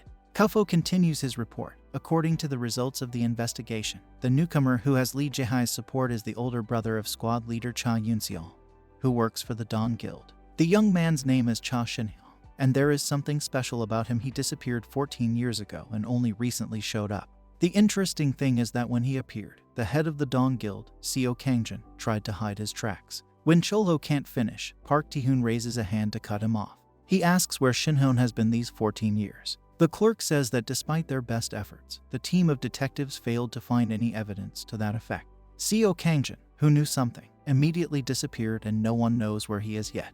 Park Tae-hyun adjusts his hat as he listens to the phrase that Seo Kangjin apparently went to see Cha Yun-seol to avenge his son, but the guild leader says that he died and puts the hat on the pot. Kim Chol-ho asks again, and his boss tells him that Seo Kangjin must have really died. He was most likely killed by Cha Shinhyang, says Park Tae-hoon, whose face we finally see. This rascal we see Shinhyun exterminating huge hordes of monsters with his white energy. Is he from Murim? Park Tae-hoon asks. Shinhyun is happy to see what is happening in front of his eye, where powerful explosions occur among the streams of white energy that are familiar to him. He looks at his fist and says that he has a special feeling from using the palm of the wind. I know you're proud of yourself for acquiring a new skill, Lee Jae-hai tells him. The allies are standing in a huge clearing that is completely littered with the corpses of monster birds. The girl asks if the hero feels any signs of running out of mana after an hour of intense combat. Shinhyun scratches his chin thoughtfully, trying to find the right words to say. Among the wizard skills you gave me, he says, was one called Life Force Reversal. Lee Jae-hai recalls the briefcase of dice and says that the skill is an emergency and helps to change the life force to magic. Shinhyun launches into a lengthy explanation. In Murim, after reaching level 35 of both external and internal mastery, one could obtain a disembodied body. It allowed you to use your powers indefinitely. And upon reaching level 40 of external mastery, Youth Revival was issued, which allowed you to use your powers to maintain infinite vitality. In this way, infinite power turns into infinite life force, and if you use life force reversal in this state, you can use magic power indefinitely. Absolutely wonderful formula. Lee Jae-hai can't stand this rambling stream of data. The hero apologizes to her for being too involved in the story. In short, it's an endless, original stream, he says, and we see a very nice yellow and blue illustration of how it works. Even if you use a different type of martial art, Shinhyun says, when you reach the top level, everything becomes one. In general, it all comes down to the fact that if you are at the very top in the degree of mastery of martial arts, then nothing is impossible for you. Lee Jae-hai asks if it's really possible to achieve all of this, but the hero only smiles and says that he will take care of the little things before the boss battle. The last phrase makes the girl think. Her companion doesn't just communicate, he puts the meaning of his thoughts into sentences. To think that I mistook an ordinary monster for the boss. What an idiot, she thinks, and grabs her red dagger. If that's the case, the Sun Emperor has nothing to worry about. A feathered monster swoops down on Lee Jae-hai from above. He's already very close. I think I should make some extra money today, too, the girl says, smiling. The sky is once again filled with dozens of monsters. Lee Jae-hai engages them in battle, hitting the dragon-like creatures with sweeping punches. One of the daggers sticks into the rock. Lee Jae-hai hangs over the abyss, holding onto it and feels blissful. She likes what she's doing now. Pushing off from the rock, she flies up, and one by one destroys several more monsters. After making an impressive flight, the girl effectively lands on 3 fulcrum points. Looking down, she sees a whole horde of enemies and wonders when they will finish clearing this dungeon. When she returns, she thinks she will need to increase the nominal danger level of this object. There are many more monsters here than she was told, and it is more difficult to destroy them since they are flying. Lee Jae-hai makes mental calculations as to what the raid party's composition should be for this dungeon. Most likely, 5 fighters, a defender, a mage, a shooter, a priest, and one of the melee guys. The girl's thoughts are interrupted by a sense of danger. She looks up and sees a monster there. Lee Jae-hai can't believe her eyes. There are real dragons hovering over her, toothy, extremely strong, it seems. Looking at these monsters, the girl tries to understand why these creatures are so much larger than the previous monsters. Did she finally stumble upon a dungeon with 2 different types of monsters? Lee Jae-hai takes out his daggers and jumps high up again to deal with the enemies. Flying up to the monster, she is horrified to realize that it is a real giant. But the fighting spirit of the girl does not take. Cursing all these monsters, she strikes blow after blow. Lee Jae-hai has a very difficult time as she is surrounded by winged monsters on all sides. Suddenly, something completely unimaginable appears in front of her, a flying horned pumped-up monster with a purple muzzle. The girl is shocked. She understands that the monster uses demonic power, and this is not just some random phenomenon. Looking into the creature's terrifying mouth and burning eyes, Lee Jae-hai realizes that the dungeon system she was used to is completely broken. There's an exclamation of joy from the girl next to her, and her eyes widen in surprise once again. He's finally here, Shinhyung says, smiling happily. He scoops Lee Jae-hai up in his arms and carries him away from the monsters. The girl asks him to explain about this finally. Did he expect this monster to appear? The hero says that he already warned her about the boss. As he scanned this dungeon with his senses, he noticed an unusual monster. Looking at the 3 of these scary creatures, the girl asks if Shinhyun didn't do anything with these creatures, knowing that they are here somewhere. He replies that he was just waiting for them, because bosses always appear at the very end, don't they? The hero looks at his companion with very kind eyes and says that he understands how much she was worried. but she is very strong and has to cope with everything. You just need to calm down. Lee Jae looks at him gratefully and doesn't say anything. Shin-hyun puts her down and tells her it's time for lunch. Just pick out the menu. Do you like fried or grilled food? He asks, but the girl replies that the situation they're in doesn't need to be taken so lightly. A red sphere appears in the hero's hand. Then jets of orange energy shoot out. Shin-hyun, ready to exterminate all the monsters around, smiles ominously. He looks at someone and says he was waiting for him. We're having chicken for lunch tonight, he says sarcastically, staring into the mouth of the approaching monster. Lee Jae curses as he looks at the hordes of huge monsters flying above her. She telepathically calls out to Shin-hyun, who slays monsters in the glow of his orange energy. Didn't you say you were going to use Magi? She asks him. It seems to me that you're only using your fists right now. She conveys her thoughts as she sees the hero roasting huge flying creatures. What are you talking about? Shin-hyun asks in his mind, looking down at his glowing fists. This is magic. The girl looks up in shock. There, a strange greenish glow lights up against the massive claws. This is a portal from which the next waves of flying monsters fall out. Lee Jae yells at Shin-hyun to pay attention to this new danger. Jumping from the mountainside to its surface, it pushes off and takes off high up. From above, she sees countless waves of monsters rushing from all directions to the hero, who is calmly standing in the middle of the cave, and shouts that it is dangerous. We must somehow avoid this pile. Not hearing an answer, the girl, radiating her pink energy, rushes to help. Turning everything around her pink, she telepathically informs Shin-hyun that she is creating a safe place where he can quickly move. The monster notices something, and an evil light lights up in its eyes. In the midst of Lee Jae's pink jets, a strange movement begins. Does it not pay attention to the deaths of small monsters? The girl asks, watching as dozens of small monsters rain down. Lee Shin-hyun is desperately trying to reach out to his ally. A huge vortex swirls in the air, drawing hundreds of small creatures into itself. The girl looks at it and knows for sure that these creatures are not moving of their own free will. They are ruled by large monsters. Small creatures use their bodies to block attacks directed at large monsters. They're willing to sacrifice themselves, and this battle won't end until we deal with the big monsters, she thinks, looking ahead thoughtfully. How do we get to them? How's Shin-hyun doing? He's doing well, Lee Jong-hae thinks as he looks at the hordes of monsters circling above her. She remembers the hero's face when he looked at her earlier. Their eyes had met, and I wondered if he hadn't deliberately looked away. I'll never be able to figure out what he's thinking, or if he's sighing sadly. This is the first time such an abnormality has occurred, she thinks. No matter how strong Shin-hyun, he might not be able to handle all these monsters. I have to help him, but he's floating up somewhere and I can't reach him. But then Lee Jin-hae looks up at where the horned monster is flying by, and an idea comes to her. Lee Jae is sitting astride one of the winged monsters. They only seem to be targeting Shin, she thinks, since the creature beneath her isn't even aware of her presence. This means that getting close to it won't be a problem. Looking off into the distance, the girl mentally asks her friend to hold out a little longer while she takes care of the mutant monster that emits some strange aura. Lee Jae rushes straight to the chosen target. Dagger in hand, she approaches this winged creature. He sticks his weapon up to the hilt. Well, you finally paid attention to me, the girl mockingly asks the toothy creature. But it's too late, she says, drawing her dagger and jumping down. The horned beast is killed, and Lee Jae states for himself that in a one-on-one battle, no monster can handle it.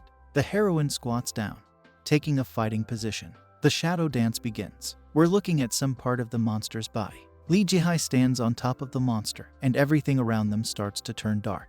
When will I finish destroying them? The girl says happily. Now we are no longer looking at Lee Jae's pink energy, but white energy. It blinds the girl and comes from Shin-hyun, who calmly stands still and hits all the monsters around him. He performed Blade of Power without a power source, Lee Jae thinks. He also uses the Air Squall sword to control multiple blades at once, she realizes. Is this his state of disembodied body? Shin-hyun, meanwhile, stands in the midst of a multitude of glowing swords. He holds out his hand and says he's tired of playing hunter. Glowing blades shoot out from it, into countless hordes of winged monsters. The extermination of vile monsters begins. They pour down, dozens and hundreds. There's no end in sight to this rain. Lee Jin-hae stands on a cliff that overhangs a wide valley that is completely covered in red crystal. Thanks to Shin-hyun, she thinks, we've managed to deal with this situation quite easily. But potentially we have a huge problem. What if the same thing happens in other dungeons? Scratching her chin, she reflects that the system now determines the level of hunters going to clear dungeons based on the danger levels of these objects. Will it work after the appearance of mutant monsters and portals? No doubt, Lee Jae muses, all of this threatens to kill entire squads. Shin-hyun looks at the blue stone. The Sun Festival, he thinks, is not the most important thing on our agenda. We need to conduct a full investigation. But Park Tae-young won't miss the opportunity if I get distracted, the hero thinks. He imagines hands reaching out for the defenseless Lee Jae-hae. The Guild of Dawn will surely be defeated in this case. What should I do? Lee Jae-hae thinks. She looks at the blue stone that Shin-hyun is holding in her hand. The hero also communicates with her very rudely. What are you doing? What are you thinking about? I asked you about this stone. It seems to be slightly different from the others. Gathering her courage, the girl replies that Shin-hyun is holding a monster skill stone in her hand, which is given for defeating a large monster. It looks like he managed to get a rare skill stone. It's really a big monster, she says thoughtfully. Then she turns to Shin-hyun, who is still looking at her with a bit of displeasure. I have to say something, she says, a little embarrassed. A month later, 3 young men are talking on the street of the business part of the city. Have you seen the Sun Festival commercial? One of them asks, phone in hand. Naturally, I'm looking forward to it, says the tallest of the 3. But there, as it seems, everything is already a foregone conclusion, says the third. Kim Chol-ho, Park Tae-hoon's secretary, is sitting on a bench next to the guys, and he really doesn't like what they're saying. Isn't his name Cha Shin-hyun? He's an internet star right now. Apparently, he only registered as a hunter about a month ago. It's said to be the secret weapon of the Dawn Guild. Large drops of cold sweat run down Kim Chol-ho's face. I feel so bad, he thinks, as he looks up at the building he's probably about to enter. Are you kidding me? There's a loud yell, followed by a powerful punch. One of the people present is furious. Shin-hyun has been chosen to be the savior of the Dawn Guild. He roars indignantly, and you can't even find out where he's been for the last 14 years. Kim Chol-ho, who is the speaker at the Twilight Guild's emergency leadership meeting, stutters an apology. Director Park Hee addresses his immediate superior, but the recently yelled character interrupts him and says that the boss should be called the guild leader. Park Tae-hoon, meanwhile, is calmly sipping an orange-iced cocktail. Sit down, he orders. The indignant character obediently obeys the order. The Dawn Guild seems to be worried about something after all, Tae-hyung says. They chose their member a little early so that it could be considered a secret card. We won't know if they're bluffing until this card is revealed, will we? We see Shin-hyun's portrait, which was shown on the monitor in the meeting room all this time. Without taking his drink from his mouth, Park Tae-hoon tells the crowd that they have a fairly simple task: eliminate the seeds of conflict. Kim Chol-ho is sitting at a table in a cafe. He is very worried and constantly looks around. He should be here any minute, he says, looking at his watch. Chol-ho notices the person he was waiting for, jumps up from his seat and waves his hand to attract attention. Thank you for responding to my invitation, he says as the guest sits down at his table. Mr. Cha Shin-hyun. Kim Chol-ho addresses him, and we see that he is indeed our hero. He looks at the other man carefully. He looks very funny, at least because of the handkerchief that somehow hangs next to his ear. When Kim Chol-ho doesn't get a response to his greeting, he turns to the hero once more, but the hero just looks at him in disbelief. The handshake, however, follows. So you're the same Kim Chol-ho from the Twilight Guild, says Shin-hyun, who was advised by Yoon Se-ol not to speak very politely, perhaps even rudely. Yes, that's right. It's an honor to meet you, Chol-ho replies, although inwardly offended. He is ready to endure the humiliation, because he has a very specific task: to collect as much information as possible about this guy. Chol-ho, who is still sweating, says that he invited the hero because, breaking off in mid-sentence, he loudly apologizes and reaches into his briefcase. Looking at his behavior, Shin-hyun thinks that maybe the Twilight Guild isn't such a serious opponent if it hires a clumsy person like Kim Chol-ho. What is it? Asks Gray, when a small barrel with a blue button appears on the table. Chol-ho replies that it is a magical device called a sound isolation tool. If you press this button, Chol-ho says, a curtain will appear around the device, blocking all external sounds. Shin-hyun looks at him blankly. Our voices will also not get out. The interlocutor continues. In general, this is an ideal device for personal negotiations. Personal negotiations, right. The hero slyly squints. As for the Unlimited Guild, says Kim Chol-ho, the Twilight Guild wishes to enter into a partnership agreement with it, Mr. Cha Shin-hyun. Well, that's what I expected, Shin-hyun thinks. Have you seen my Sun Festival pass? He asks Chol-ho. I cooperate with the Guild of Dawn. Naturally, I know about this, he says happily, and we also know that you have received the full support of this guild. We are also aware of some of the circumstances surrounding Director So Kim-jun's disappearance, Chol-ho continued, and the dungeon raids you have been conducting with Deputy Director Lee Jae-hae. But even so, you haven't become a member of the Dawn Guild yet. Moreover, says Chol-ho, adjusting his glasses on his nose, you have created a guild in which you belong only to yourself and established a cooperative relationship with them. Based on this information, we have concluded that there is a certain gap in your relationship with the Dawn Guild. Work with us. We promise to give you something that the Dawn Guild will never give you. Shin Hyung raises his glass to his lips with a smile, ready to abandon his initial assessment of the other person as a clueless clumsy. Kim Chulho did a great job and learned a lot about me, the hero thinks. Everything he says is true. But if you'll let me talk about the specific conditions and obligation, Kim Chulho says. But the hero gets up from the table and tells him that the other person's efforts are in vain. I came here because I was wondering what you would say, but it turned out that I was just wasting my time. I decline your offer, Shin Hyung says, then turns and walks away. But Kim Chulho isn't going to give up. He rejects the offer without even listening to it. If you refuse to participate in the sun ritual, we'll give you anything you want, he shouts, white with excitement.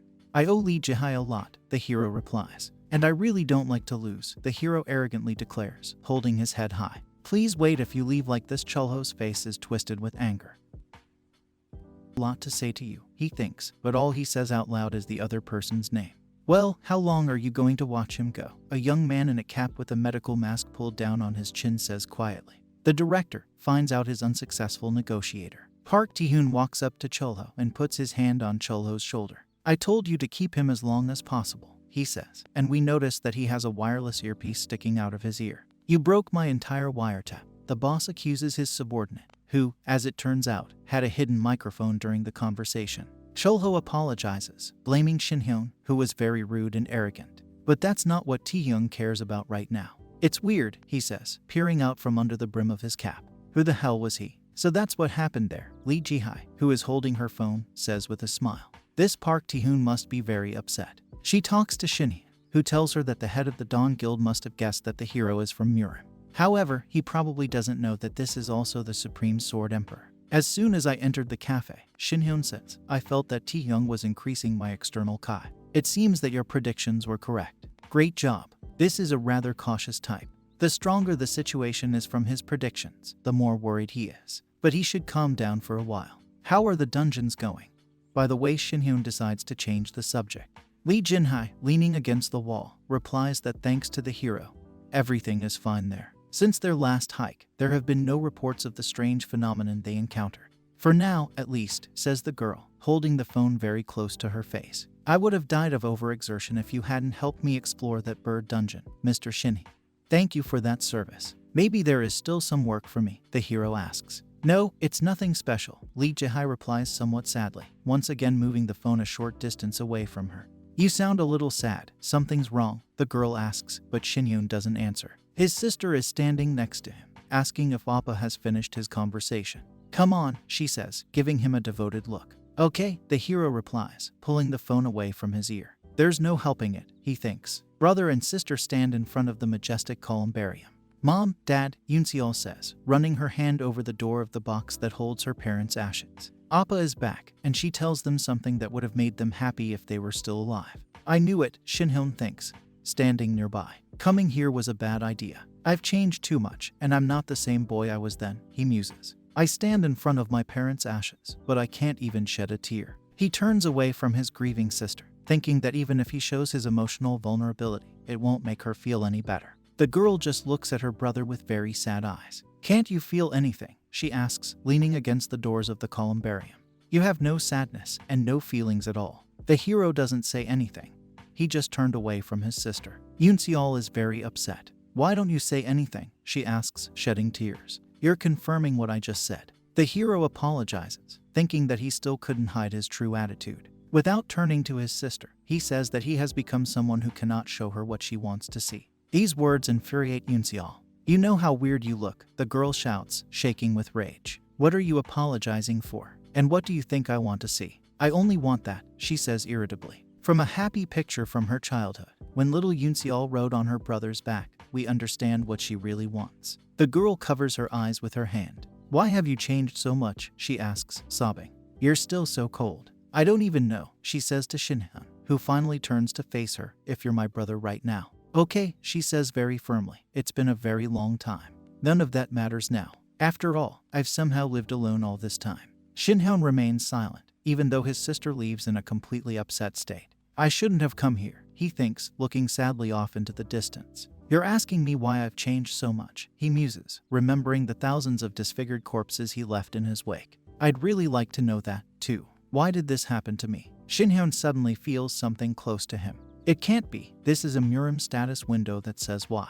We see the hero's smiling face and many chains in front of him. Another window pops up. You're still in human form. The hero is truly shocked. And the last window is Cha Shinhyun. Shinhyun, left alone in front of the columbarium, looks at another Murim alert. What does a person mean?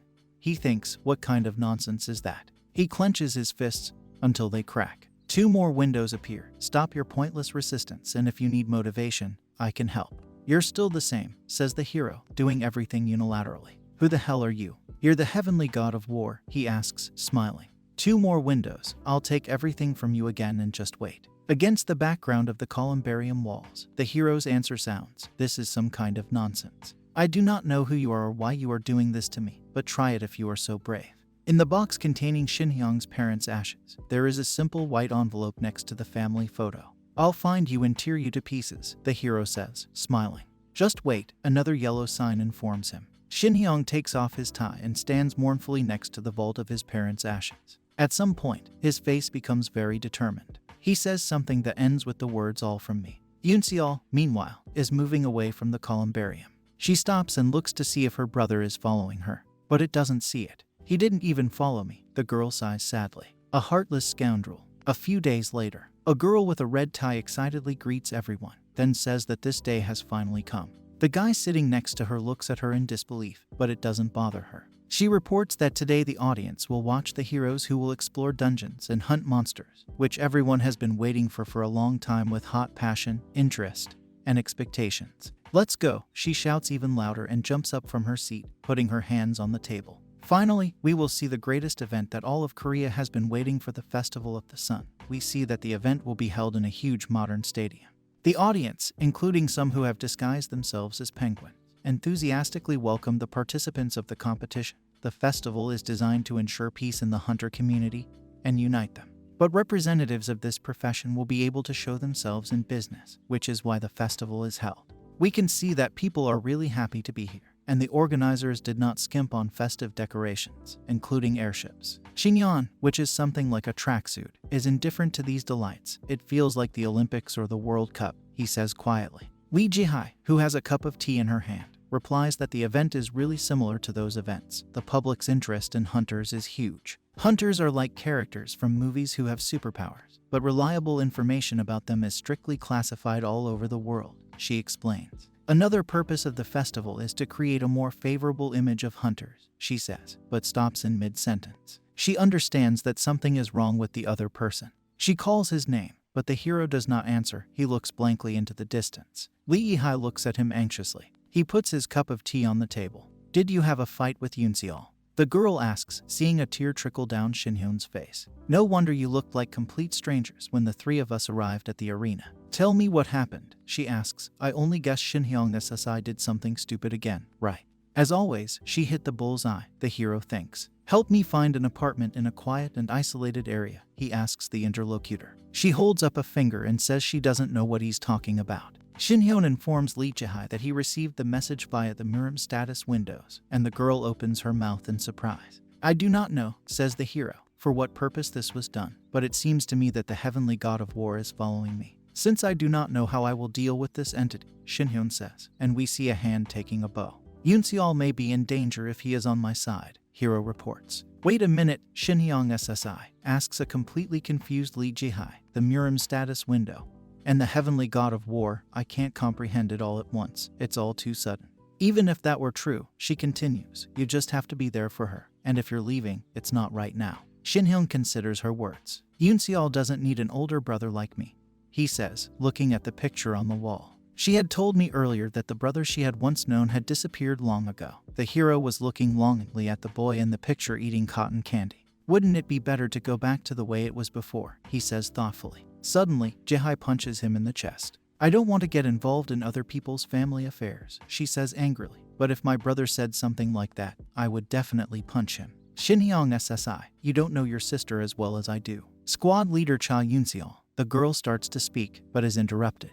A young man in a business suit bursts into the room where the conversation is taking place, looking everywhere for the deputy guild leader Lee Jae-hai. He sees the moment when the girl hits the hero, but is not embarrassed and informs that the event is already starting. Dongwing SSI, really, you weren't taught to knock? The girl asks, laughing merrily. We'll talk later, she tells the hero. Don't leave until I get back. Shinhyun doesn't say anything, just looks at her with the saddest expression on his face. I'm being punished, he thinks, scratching his cheek. We see the stadium packed with spectators, over which the announcer's words sound. Our dear citizens, before the official start of the competition, we are waiting for the opening ceremony. Before us will appear the heads of the Dawn and Dusk guilds, holding the Festival of the Sun. Sitting next to Lee Jae-hai is a young man with a sparse beard, who is the head of the Dawn Guild, Jeon Junho of the Crusader class. Standing in front of Park Tae-hyung is a second-in-command named Yan Sunjiak, who is from the Assassin class. Some viewers may not know this, the female commentator chirps cheerfully, but Deputy Head Lee Jae-hai and Guild Leader Park Tae-hyun were once members of the same guild. Her colleague says that he is interested in how these former colleagues feel about each other now. Long time no see, Lee Jae-hai, Park Tae-hyun says and holds out her hand to the girl. He has a very satisfied expression on his face. Lee Jae-hai, meanwhile, grits his teeth in anger. But then she gives a fake smile and asks Tae-hyung how he's doing. This assassin who took my place has grown up quite well. Yes, she says. The young man in question looks at the girl with ill-concealed hatred. I heard that you didn't waste any time recruiting a couple of newbies, too, Tae-hyung replies ironically. You've always loved taking care of the weak, he continues, but that's not what he's thinking. I will destroy everything you hold dear in this world again, he thinks. And we see how much pain he caused the girl in the past. It was something absolutely terrible. Lee Jae-hai averts his eyes and sighs heavily. I'll take that as a compliment. Park Tae-hyung, she says, forcing a smile back on her face, but her mind is also completely different. If you can, you filthy thing. Tae-hyung smiles impudently. Festival of the Sun begins. Representatives of the two guilds shake hands. The fighter lets out a loud shout and strikes. The sign indicates that the warrior's consecutive strike skill has been used. The girl who confronts him has a very difficult time. She has great difficulty holding back the attack with a shield.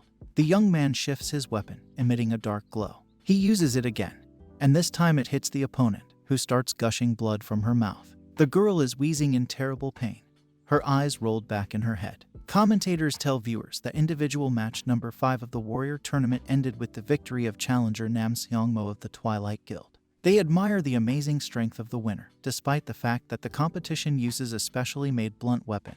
He was able to cause serious injury to his opponent. Park Tae-hyun, who is sitting with Jeon Junho on the podium, happily remarks that he didn't expect anything different from the Dawn Guild representative. According to him, Nam Seongmo hadn't spent so much time on an opponent in a very long time, even though the girl, frankly, didn't pose much of a threat to him. What arrogance, thinks Lee Jae-hai, who is standing next to the head of her guild. Well, I'll go then, Park Tae-hyun says, getting up from his luxurious chair. I hope the next fight will be harder, he says, walking away with a glass in his hand. Lee Jae-hai looks after him with disdain. Park Tae-hyun walks under the stadium's archway. From behind, the deputy we've just met calls out to him. With the same vicious expression on his face, holding the dagger in his hand, he asks when he will be allowed to kill Lee Jae-hai. With a nervous flick of his finger, he pulls the dagger slightly out of its scabbard and immediately inserts it back. Relax, Sunghyuk. It's very soon, Park Tae-hyun tells him. There is a time for everything. You say her name is Cha Yoon-seol, he asks, smiling. I'll give her my regards. Greetings to all the spectators. We are in the arena survival shooter. The voice of the commentator rushes over the city blocks. This is an opportunity to see the best shooters of both guilds. An exalted female commentator yells happily. Partner, the preliminary matches will start soon. Do you particularly follow any of the participants? There are a lot of great archers taking part in the competition, says the young colleague she approached calmly, but I noticed the huntress Cha Yoon-seol. She is young, but shows great results. But I've heard, a colleague tells him, that she had an unpleasant incident in the Red Wolf dungeon not so long ago. Two archers from the Dawn Guild, colleagues, Yoon-seol, discuss the information they heard among themselves. And their words reach Yoon-seol, who is also here. Squad leader Cha Yoon-seol is actually going to participate in the competition. Why is Lee Jae-hai appointing someone who was involved in the murder of her boss? Does this mean we're not going to get lucky if we do something wrong? Yoon-seol is not going to tolerate talking behind my back. Speak to my face if you have something to say, she demands of her colleagues. They whisper nervously as they look at her. After that, they all get up and leave, leaving the girl alone. Yoon-seol crosses his arms nervously. She closes her eyes and raises her head, almost crying. After the fight with her brother, she hadn't even said a word to him. And now she's bursting with anger. This is not good for her and uncomfortable at heart, but he keeps his distance. Suddenly, a girl appears at the door. She asks Yoonseol to leave the waiting room for a second, as someone is waiting for her outside. Yoonseol looks at her excitedly. Maybe, she thinks, it's Appa. But to her disappointment, it wasn't him at all. How are you feeling? Lee Jae-hae asks her. It's fine, Yoonseol replies dejectedly. What are you up to all of a sudden right before the competition starts? She asks her companion. What do you mean? I just came to cheer up the members of our team, she replies. I was going to come with Shin-hyun, but he disappeared somewhere. Hearing these words, Yoonseong's expression darkens even more. Jae-hae understands how Yoonseong feels. I do not know what happened between the two of you, but isn't it better to resolve any misunderstandings in private, like brother and sister?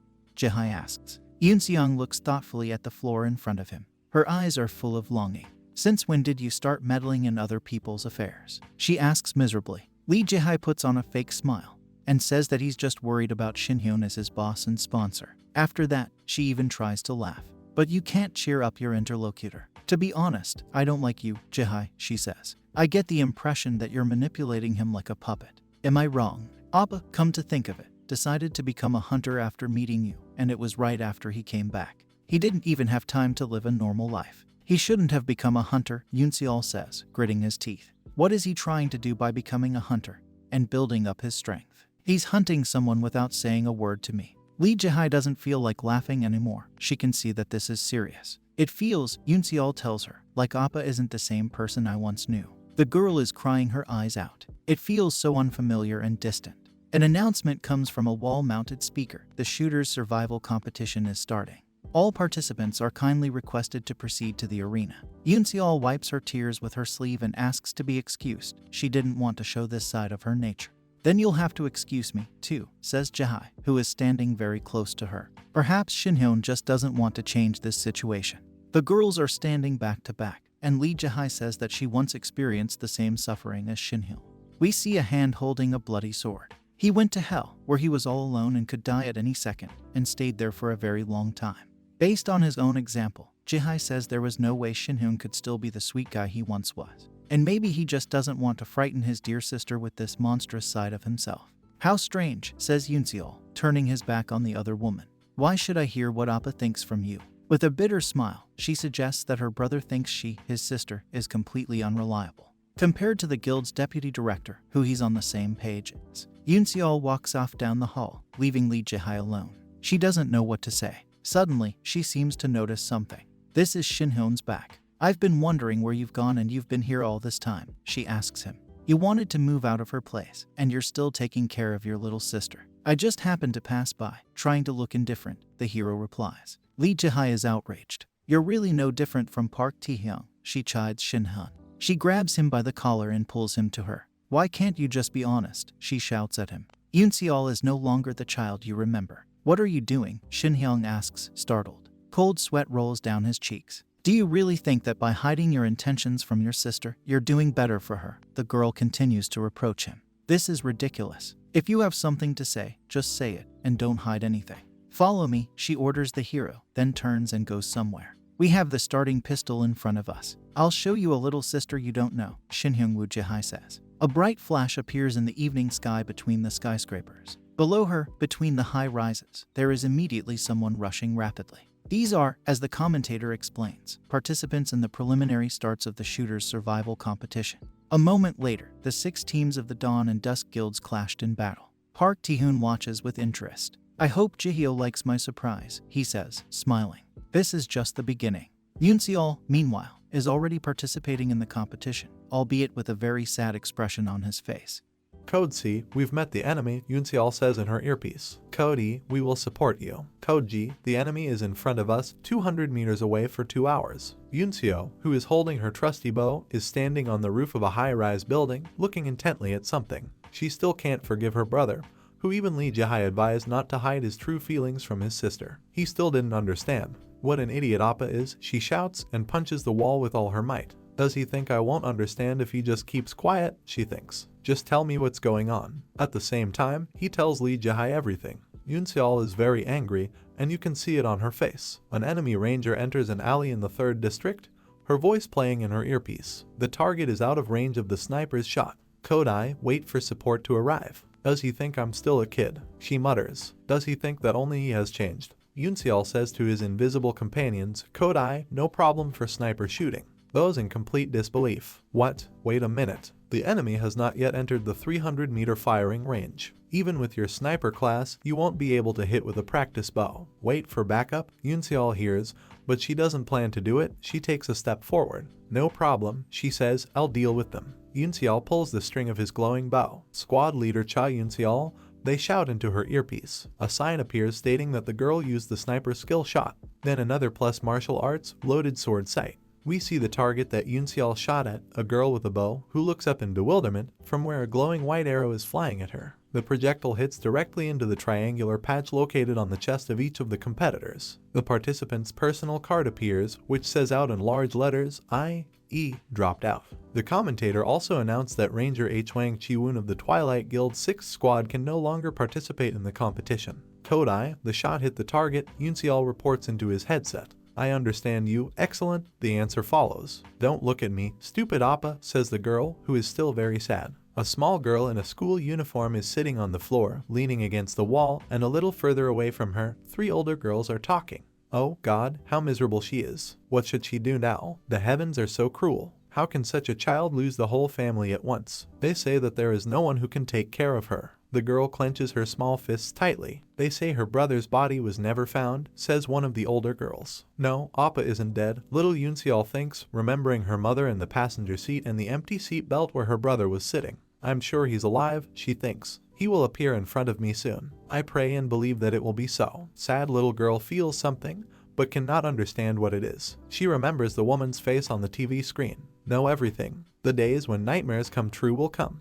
Very soon. Humanity, it should evolve. The woman on the screen folds her hands in front of her face. Everyone who saw her glowing face at that time was also perplexed. What's it? Is the TV broken? For the defenseless girl we see sitting on the floor, it was a real shock. Goddess revelations, monsters, dungeons, and hunters. Did they appear because this completely crazy world came to life? Yoonseol was then convinced that her brother would return, and she believed it even more when she received the archer class after passing the hunting affiliation test and studying at the State Hunter Academy. We see the corresponding icon. Milk is poured on young Yoonseol's head. She's sitting at a table in the cafeteria, surrounded by a group of fellow students. The scoundrels laugh out loud and ask the orphan if the milk tastes good here. You what? Yoonseol asks them, surreptitiously grabbing a teaspoon. The 2 guys laugh as they claim that their parents pay a lot of money for them to study at this academy, and Yoonseol gets everything for free. This performance is interrupted by the arrival of a tray right in the ear of one of the envious ones. If you are envious, Yoonseol declares menacingly, rising from his seat, become orphans. The guy who got hit on the head calls the girl dirty. Yoonseol clenches her fists and glares at him, demanding that he either shut up or, if he's so confident in his abilities, go outside with her. The scoundrel prefers to swallow the insult and only holds onto the ear on which the tray has just arrived. That's how Yoonseol thinks I graduated with honors from the academy, and later joined the Dawn Guild, which I thought was the best and where I always wanted to join. Before us is the terrible mouth of a blue wolf, whose eyes are burning with rage. It hovers over Yoonseol, who is lying on the ground, and grabs her bow with its mouth. The girl's hand reaches for the sharp fragment of an arrow. I've suffered for so long, Yoonseol thinks, to be killed by this thing. The point of the arrow is stuck between the wolf's ears, and a powerful fountain of blood erupts from the wound. It floods Yoonseol's face, which is twisted with rage. The paw of a dead blue wolf lies on the green grass. Lee Jihai appears in the clearing with his assistant. She says that they came to help Yoonseol, and the deputy guild leader looks like she is shocked by the scene before her. It doesn't seem like it was necessary, she realizes, looking at Yoonseol on her knees, who is covered in wolf blood from head to toe. You're new, what's your name? Lee Jihai asks. I'm Cha Yoonseol, the girl replies. You have the eyes of a hunted person. You will become strong, Jihai says, smiling. Remember my name. I, who attracted Lee Jihai, became the youngest squad leader in the history of the Dawn Guild, Yoonseol thinks. But it wasn't just Seo Young-yoon who didn't like it. It didn't matter if it was related to the Guild of Dawn or the place of the squad leader, I liked it all, the girl recalls. Beads of sweat run down her temple, because it made her stronger. She draws the bowstring. Yoonseol trains hard in the shooting gallery, shooting one arrow after another to survive without Appa. To keep her craven thoughts from getting the better of her, Yoonseol had to constantly push herself. All arrows hit the top 10. Yoonseol clutches the pendant in her hand. Then she opens it and looks at a miniature photo of her family. But it's not enough for him, the girl says softly, rubbing her chin thoughtfully. Appa has become a consummate martial artist, and he may feel that I am missing something. But I can't forgive him for treating me like a stupid, defenseless child. Yoonseol shouts, waving her hands in the air, one of them holding her formidable bow. You can see that she is really very upset. Suddenly, the girl realizes that it's too quiet around her. She informs her headset that she is leaving the place where she is now and moving to a new position. When there is no response, she asks to confirm that she was heard on the other end. Suddenly, Yoonseol notices something. Next to it, a dozen arrows stick into the roof. One arrow hits the girl's arm, and she screams in sharp pain. Everyone stops shooting, the target is found, reports the archer who appeared nearby, next to whom are 3 more of his comrades. The villains smile menacingly. It's a good thing the arrow didn't hit the muscle, Yoonseol thinks. But how could it break through the skin? It has to be dumb, it's just not possible. We see that the girl's hand, in which she holds her bow, is bleeding profusely. They are using war arrows, Yoonseol realizes. Don't expect anyone to come to your rescue, says a scoundrel with a quiver slung over his shoulders, jumping down to the roof where the girl is standing. We did a little bit of work with the signals from the cameras filming the area, but Yoonseol is not intimidated by these threats. Help? Who knows, she says, smiling. She pulls an arrow out of her hand and tells her opponent in the most ominous tone that she never expected anything like this in her life. I do not know why you would need to make such serious preparations to trap just one person, says Yoonseol, tossing aside the bloody arrow. Then she charges 3 glowing arrows into her bow at once and takes aim at the enemies. You're all dead, she says angrily. Into battle, losers. In this case, Yoonseol thinks a team consisting of rangers will not be able to defeat the sniper. Fortunately, she realizes her arm doesn't hurt too much. I can handle the others. The girl sees an enemy who shoots her with a bow. It is rejected. Then he shoots his bow, which glows brightly with white energy. A sign appears that notifies you about using the sniper skill. The arrow fired by the girl flies at the enemy, but it flashes past his face. Another notification, boomerang strike. The arrow makes an interesting arc in the air. The scoundrel who dodges it lands on 3 points: the foot, knee, and arm. He loudly shouts an obscene curse in the direction of the girl, and then he gets an arrow in the back. Instead of swearing, blood is now pouring out of his mouth. After hitting his target, Yoonseol takes a fighting stance again.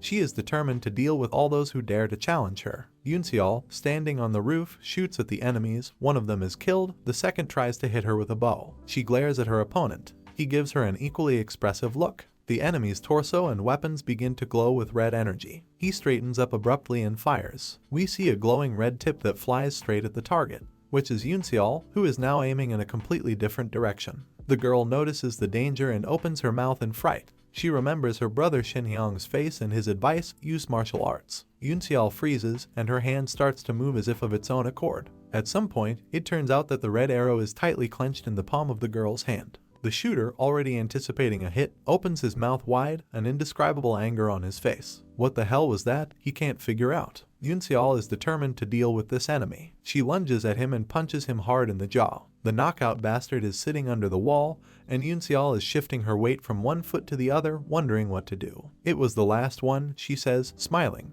After regaining consciousness, the opponent gets to his feet, but he hears Yoonseol telling him to say his last words. She's going to beat him to death. He is not going to die, so he shouts loudly that he is giving up. Support has arrived. Kodai, Yoonseol hears in his earpiece, and we see the guy in glasses and a hat who said this phrase. An arrow hits the back of the head of the beaten opponent, and he falls face down. On the roof of a nearby building, 3 of the girl's allies can be seen praising Yoonseol for a job well done. I understand, the girl happily replies, but don't you think that the support was a little delayed? Her friends apologize to her. Commentators tell viewers about the competition. In the 6th round of Sniper Survival, the Dawn Guild team won. What happened there? Due to some anomalies and a broadcast failure, we were not able to see with our own eyes exactly what happened. But Huntress Cha Yoonseol defeated 4 opponents from Twilight. On the screen, viewers can see Yoonseol smiling. 2 guys from the girls' team are also discussing what happened. Unbelievable. Yoonseol is very strong. Yes, she was special from the very beginning. But Yoonseol herself sighs in frustration. She didn't want to be helped. We see the sniper skill sign again. And the next one is clairvoyance. I survived because of you, Yoonseol says, looking up. There's a helicopter flying in there, in which we see Shinhyun smiling very kindly. Did you see this? Asks Lee Jae, who is sitting next to him. Naturally, he says, trying his best to look bored to death. She was able to extricate herself from this situation thanks to the martial arts I taught her. Then the hero smiles, showing his true feelings. I'm just kidding, he tells his helicopter neighbor. You were absolutely right. I really don't know Yunseol very well. It has matured a lot and has grown stronger since I carried it on my back. I won't treat her like an unreasonable child anymore. Lee Jae asks the hero how he could so openly advise her to use martial arts. He was very lucky that just at this time there were problems with the broadcast. A quadricopter hovered over the 4 archers who were part of the Dawn Guild team. If you met Park Tae-young, his microphone picks up. Tae-young is sitting in his chair with a full glass in his hand. It's a movement, he thinks. What was that? Martial arts. The Festival of the Sun continues, children with their parents, full-size penguin dolls, colorful balloons, and other attributes of a real holiday. A happy Yunseol asks her brother to share his impressions of her performance. He pretends that nothing special has happened and looks somewhere to the side, pretending to drink something very tasty. It probably wasn't good enough for the universe's strongest warrior, the ultimate hero, and blah blah blah, Yunseol says ironically. And I would never have made it to the final if it wasn't for the martial arts you taught me. No, Shin-hyung answers unexpectedly for the girl. You were very strong, he says, and puts down his mug. It's all because you've developed yourself, whether it's in terms of martial arts or hunter abilities. I'm sorry that I was so closed off from you, the hero continues, lowering his head dejectedly. I wanted to be the brother you knew in the past. Or rather, I seem to miss the young and innocent little sister that my memories held. Shin-hyun remembers stroking her head as a very young sister,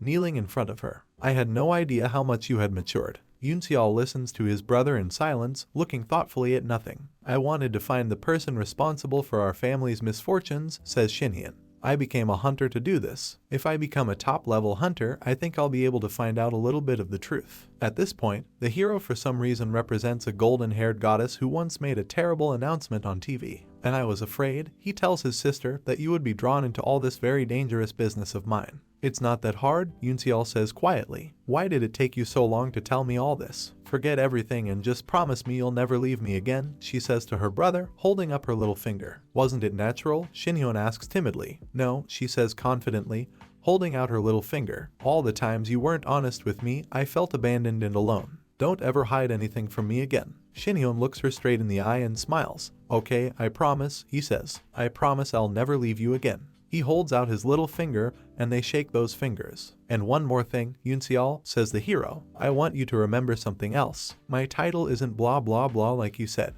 I am the Supreme Sword Emperor, Shin-hyun says, laughing heartily. The girl is genuinely surprised. What a brute, she says. To the attention of the audience, it is heard from the loudspeaker on the pole. The big shootout competition starts in an hour. Please take your seats so that you don't miss it. I repeat, it will start in an hour. I'll be right back, Shin-hyun says, getting up from the table. Okay, good luck, Yunseol replies, then asks if his brother is actually going to perform in the tracksuit he's currently wearing. He replies that they are very comfortable clothes, and then asks if the villains who ambushed her didn't seem strange to her. He knows that the members of the Dawn and Dusk guilds kill each other in the dungeons, but to be seen like this in broad daylight is something new. I can't say I didn't know that, Yunseol replies with a giggle. The fact that they went to such desperate lengths to kill me shows that I am one of the most valuable Dawn fighters. We are definitely related to her, the hero thinks to himself. Shin-hyun is lost in thought. He remembers Miram's status window with the text I'll take everything from you again. Waka room for competitors number 3. Hunter Cha Shin-hyun, guild leader Jeon Junho addresses the hero, with Lee Jae standing next to him. My deputy told me a lot about you. You'll be our main strike force in a big shootout, right? I can't wait to see you in action. We're counting on you very much. Then he turns away from the hero and asks the rest of the team if they are in good condition. Shin-hyun looks at this character with bewilderment. Is this the puppet you were talking about? He asks Lee Jae telepathically. Don't underestimate him, the girl replies in the same way. He does seem strange, but he's level 60 and one of the best in the business. At the same time, he is weaker than you, the hero reports, watching as Jeon Junho cheers on his comrades. That's true, Lee Jae replies. Okay, I'll go then, the guild leader says goodbye to the fighters. Please prepare well for the match. Lee Jae, who is also about to leave the locker room, mentally tells the hero not to use martial arts anymore. They won't be able to tell the difference between high-level martial arts and magic. But I'll keep this advice in mind, Shin-hyun replies to her, crossing his arms over his chest. And one last thing, he says. I want to thank you for being able to make peace with Yunseol. Lee Jae is very pleased to hear this, and she smiles faintly. This is a big relief for me. Good luck with the fight, she says goodbye. Now it's Shin-hyun who's smiling. Are you a Shinhan SSI? The hero is asked of his teammate. We've heard a lot about you from Lee Jae. She says you are very strong. We're counting on you to be in the vanguard. The commentators are also babbling something enthusiastic about him, but Shin-hyun doesn't even listen to them. All this really looks very dubious, he thinks. Those scoundrels who tried to kill Yunseol were clearly acting on someone else's orders, and only one person could give it away. Apparently, it is he who appears in the Dawn locker room as the team members, with the exception of the hero, look at the guest in disbelief. He happily and very falsely asks if he has disturbed the fighters preparing for the fight. Shinhyun, unlike his comrades, is silent. If the message I received, he thinks, was sent by the heavenly god of war, then we can't ignore the possibility that Park Taehyung, who worships this god, is behind the mischief. This is a friendly game, Taehyung kindly asks the opposing team members. I just came by to say hello, it's not forbidden, is it? One of Shinhyung's teammates notices with a smile that the relationship between their guilds is not the best. Park Taehyung grins slyly. You guys have found me out, he says happily, and I came to see you for a very simple reason. I was told that there is one particularly strong hunter among you. He goes straight to the hero, calls him by name, and says that he has heard about him and is very happy to see him. We haven't met before, have we? He asks, his eyes narrowing slyly. The hero calmly looks into his eyes. Yes, he says, this is the first time I've seen him, Shinhyun says, and shakes the hand that's extended to him. I don't understand anything. My heavenly origin martial arts cultivation art still doesn't resonate with him, Park Taehyung thinks to himself. Who else could Yunseol learn martial arts from if not him? How can you even reach this level without having access to the Miram experience? He thinks, remembering what the girl who fought with his subordinates looked like. But I saw you, didn't I? Shinhyun asks Kim Cholo, who has appeared in the locker room with his boss. It was a long time ago, Hunter Cha Shinhyun, he replies, smiling nervously. I did try to contact you through my senior secretary earlier, Park Taehyung says, but unfortunately it didn't work out at the time. And I think I owe you something for what happened between my sister and your hunters in Hunter's survival, the hero says, looking the other person straight in the eye. Laughing, he says that this is exactly what he wants Shinhyun to do. They were strong enough, weren't they, he asks. I won't forget what happened and I will definitely pay you back, the hero says threateningly. Wow, that's scary, Park Taehyung replies with a laugh. Well, I'll see what you can show me. That's right, Shinhyun says, and turns away from the other person. It doesn't matter how related he is to the heavenly god of war, the hero thinks. He dared to threaten my sister's life, and he will pay for it. I'll put on a great show, Shinhyun says aloud, and you won't be disappointed. But I'm afraid Twilight will cease to exist in this world, he thinks. We see a large stadium with a red roof. Thank you all for waiting, the exalted female commentator still yells happily. Her colleague looks at her in disbelief. We are going to see the main event of the Sun Festival, the girl continues her story, and we see the leaders of both guilds. The big shootout between the Dawn and Dusk guilds begins. The commentator looks at the arena with a half-crazed expression. It is located in the middle of the stadium and looks very impressive. This is a real pedestal with an intricate tiled pattern and two majestic stairs. The first member from the Guild of Dawn is a supernova, whose name is heard all over the country. He is the partner of the deputy head of the guild, Lee Jae. So, we introduce the head of the Unlimited Guild, Hunter Cha Shinhyung, the female commentator shouts, and we see our hero, who is completely calm, without taking his hands out of the pockets of his sweatpants, enters the arena. In history, there has never been a case where a hunter from another guild participated in a big shootout, the girl tells the audience. Who is he? Why did he decide to play for Dawn? Was it a special invitation? Her previously silent colleague enters the conversation,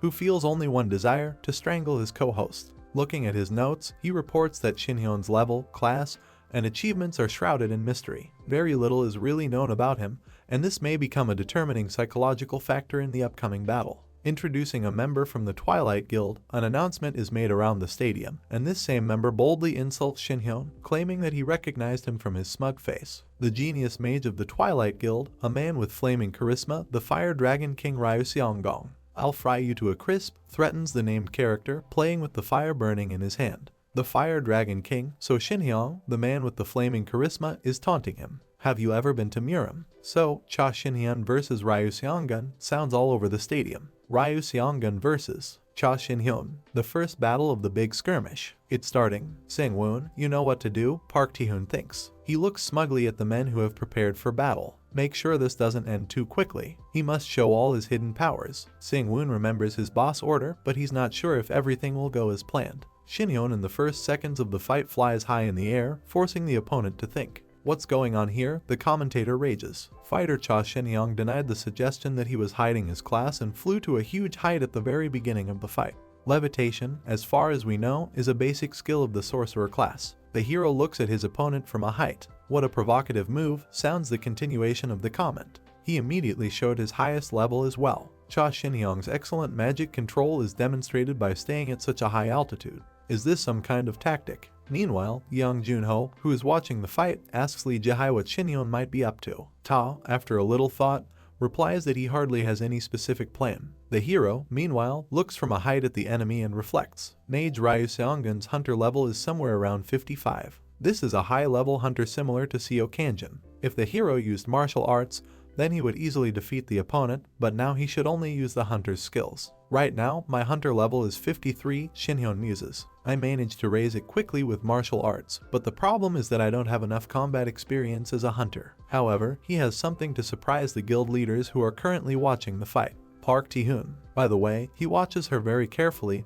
and we know what exactly he is looking at. You're dying to know if I use martial arts, the hero whispers, smiling, noticing the look. Well, you can stare at me until your eyes pop out, he thinks, starting to summon his white energy. You can't wait, you bastard. Shinhyun sends waves of its energy into the opponent, who is still standing in the middle of the arena floor. Fighter Cha Shinhyun created a large amount of energy. Commentators describe his actions. It flies down like a squall. In response, fighter Ryu Seonggong puts up a fire barrier in front of him. It's shamanic mana, Seongun thinks. Isn't this a basic skill for the wizard class? Is this all because our investigation hasn't started yet? Let's pay tribute to Ryu Seong-hoon, the commentator exclaims enthusiastically. It blocked the opponent's attack with scorching flames, scattering its dust. If my opponent is a sorcerer, Seongun muses, then I have a trick up my sleeve. There are 3 classes above the wizard. A spellcaster is a non-combat character who concentrates on using his skills and crafting items. A combat mage specializes in imbuing magic with elemental properties. A sorcerer uses magic to shape phenomena and concepts. Whether it's teleporting or flying in the air, they're more like supernatural entities than magicians. In combat, they usually focus on remote support and do not go forward, but sometimes they are capable of delivering lethal blows and can be very unpleasant. But watching from afar, Seongun thinks, is not my style. Glowing brightly with red energy, it charges towards Shinhyun. If you're hiding something up your sleeve, he shouts to his opponent, you'd better show it now. If you don't want to, then get this. In the end of the matter, a huge red ball rushes towards Shinhyun, which is floating in the sky. The hero tries to cover himself with his hands, but a powerful wave covers him with his head. It's incredibly difficult to endure this wave, and Shinhyun's face contorts with terrible tension. Unable to float in the air any longer, the hero is engulfed in magical flames and flies down. Fighter Ryu Seonggong delivered an explosive blow to the target, plunging the enemy into a fiery cloud. Commentators admire. This was to be expected from the Flame Dragon King. A stunning display of martial arts with the awesome fire magic that he had been honing since he was a child. Young Junho and Lee Jae watch the scene with alarm and fear. This person dominates melee combat, which is truly unique for the wizard class. Commentators continue to admire Seongun. I thought I was the only Muram mage here, but I guess I was wrong, says a shocked Shinhyun. Continuing to burn, it descends into the arena. No wonder we both think the same way, the opponent tells him. It's kind of creepy to me. Sing-woon, who continues to spew fire, looks at our hero with a very unkind look. He prepares another fireball in his hands and asks Shinhyun to do what he asked if he doesn't want to die in vain in the prime of life. We see a sign that says Ryu Sing-woon's original skill. The fireball grows in size. Show all your cards, he shouts in a scary voice and uses the Dragon Battle Fire offensive. The fireball takes on the shape of the head of a terrible flaming dragon and rushes straight at Shinhyun. Yes, you're just a bag of surprises, the hero says with a smile, shaking off the lights. Well, if you want to see my trump cards, you can have this. He stretches out his hand and turns it down with his thumb. This creates a rectangular protective space around which a seemingly scary red fire dragon breaks and flows. Ryu Seongun can't believe her eyes and screams in surprise. What the hell did that bastard do? He shouts in a voice that's not his own. Shinhyun, glowing with his white energy, looks at him in silence with his finger down. Both commenters are in shock. What did we just see? Asks the girl with the perpetually round eyes. The Dragon Battle Fire offensive that fighter Ryu Seongun used has completely disappeared thanks to Cha Shinhyun's actions. We see that the hero is standing in a pit that has appeared in the middle of the arena. No, it did not disappear, continues one of the commentators. It was crushed by something shapeless, but very large and heavy. The spectators in the stadium are sitting with their mouths open in amazement. It feels like Ryu Seongun's attack was crushed by someone higher up. Young Junho, who is also shocked to the core, asks Lee Jae that this just happened. The girl, meanwhile, is having fun. She admires Shinhyun, remembering his words about how very high-level martial arts are almost indistinguishable from magic. He really does make my soul flutter, she thinks. I do not know exactly what happened, whether Jae is responding to his boss. Park Tae-hoon, sitting nearby, is grim. He's fuming with rage. Even the Dragon Battle Fire Offensive, Hing's ultimate Dragon Fire technique, didn't cause any damage to fighter Cha Xinhyong, the commentator tells the report's listeners. Sang-woon, who clearly expected to win with this move, is discouraged. I, the Dragon Fire King, couldn't do anything. There's a bastard, he yells angrily, and then, with his mouth wide open, he lunges at Xinhyun. Why are you so angry? The hero answers laughing, easily repelling the attack. You asked me to show you what I could do, and I did it. Sang-woon isn't going to back down, he's getting into a fight again. Shut up, he shouts, landing a meter away from Xinhyun. Enraged fighter Ryu Seongun delivers a whole series of attacks. The commentator goes berserk, but Cha Xinhyun easily blocks them all. Our arena is so hot. Who would have thought that two wizards would be locked in close combat? You're full of spirit, Xinhyun tells his opponent, but you're just in trouble with your fighting stances and techniques. As he dodges another punch, he says Seongun's swings are too noticeable, and the leg position doesn't provide enough strength for the upper torso. In the end, the opponent lands on the 5th point, and Xinhyun, turning away from him, raises a warning finger and advises you to get rid of the habit of raising your shoulders when you are going to increase the attack. This only dissipates energy. Sang-woon asks in amazement as he tries to get up from the ground. Xinhyun, in his tracksuit, leans over and tells him that he has been practicing martial arts for some time. But this is not the main thing. The little hero brings his face very close to Sang-woon's. Tell me, is that all you can do? Is this the limit of your abilities? Were they the ones you were so sure of? Sang-woon grits his teeth in rage. I'll turn you to ashes, he hisses in the enemy's face. The hero looks at him in surprise. A huge cloud of fire appears around Sang-woon, and Xinhyun has to jump away to avoid being burned. Even if it means that, my body will burn completely. In the arena stadium rages a fierce flame in the center of which is Sengun.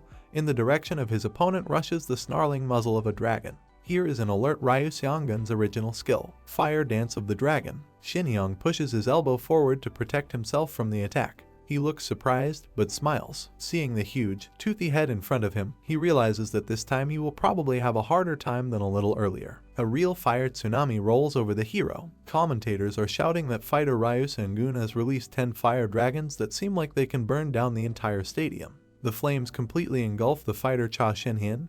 They state what they saw. Hot air blows over the audience and reaches the commentary booth. The girl who previously poured out only delight, this time is very scared. Lee Jae, meanwhile, is oblivious to the heat as she looks at the hero with amorous eyes. It seems that fighter Cha Xinhyun couldn't resist this incredible attack, says the commentator. Wait a minute, what is this? Lee Jae can't believe his eyes either. Is it possible? Even the fire dragon dance couldn't break through Cha Xinhyun's protective barrier. The commentator screams at the top of his lungs. We see that on the red dragon of the enemy, the hero found his own, blue. That's why it's so hard to deal with the proud, Xinhyun says, smiling. Despite the fact that my body is immune to heat and cold, such cooking can harm me. Fire dragons released by the enemy are swirling around him. The entire arena is ablaze. Suddenly, some kind of energy begins to spread out from the place where Xinhyun is standing, which carries away the flames. If you don't calm down, says Xinhyun, who stretches out his hand and points his thumb down, you will die. Fighter Cha Xinhyun crushed a fire dragon with some invisible force, one of the commentators shouts. He destroyed all 10 fire dragons in an instant.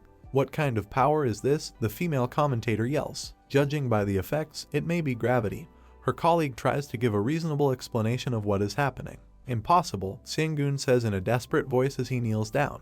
Gravity. Did he use this incredible power with magic? I'm not sure, and I can't believe it myself. Commenters continue to discuss what they saw. No one could even imagine this. How can a human control gravity? Is Cha Xinhyun a god? A hero with a blue energy sphere calmly rotating in his hand mockingly tells the opponent that he enjoyed the fight much more than he expected. The latter's rage cannot be described in words. Xinhyun delivers the final blow, plunging the opponent into a cloud of his energy. It hits the target and Sang-woon screams loudly in pain. Call the next one, the hero says happily. Sunjeok asks his assistant Park Taehoon who's next. Knight Choi Jaehyun. Perfect. Tell him. Taehyung's eyes light up with a wicked twinkle to say it. Choi Jaehyun. The Twilight Spear that protects the central plains of the Twilight Guild. And his spear now points to the dawn. It is finally here. The festival commentators are choking with delight. We see a knight in full battle gear with a huge, fearsome sword. This is the Twilight Spear, also known as the Wizard Slayer, Knight Choi Jaehyun. As his nickname implies, he's never lost to a wizard before, the female commentator enthuses. Warriors in general often easily defeat wizards, but I think we have not yet seen all the magic techniques that his opponent has, a colleague objects to her. Xinhyun, meanwhile, is calm, arms folded, looking at his opponent.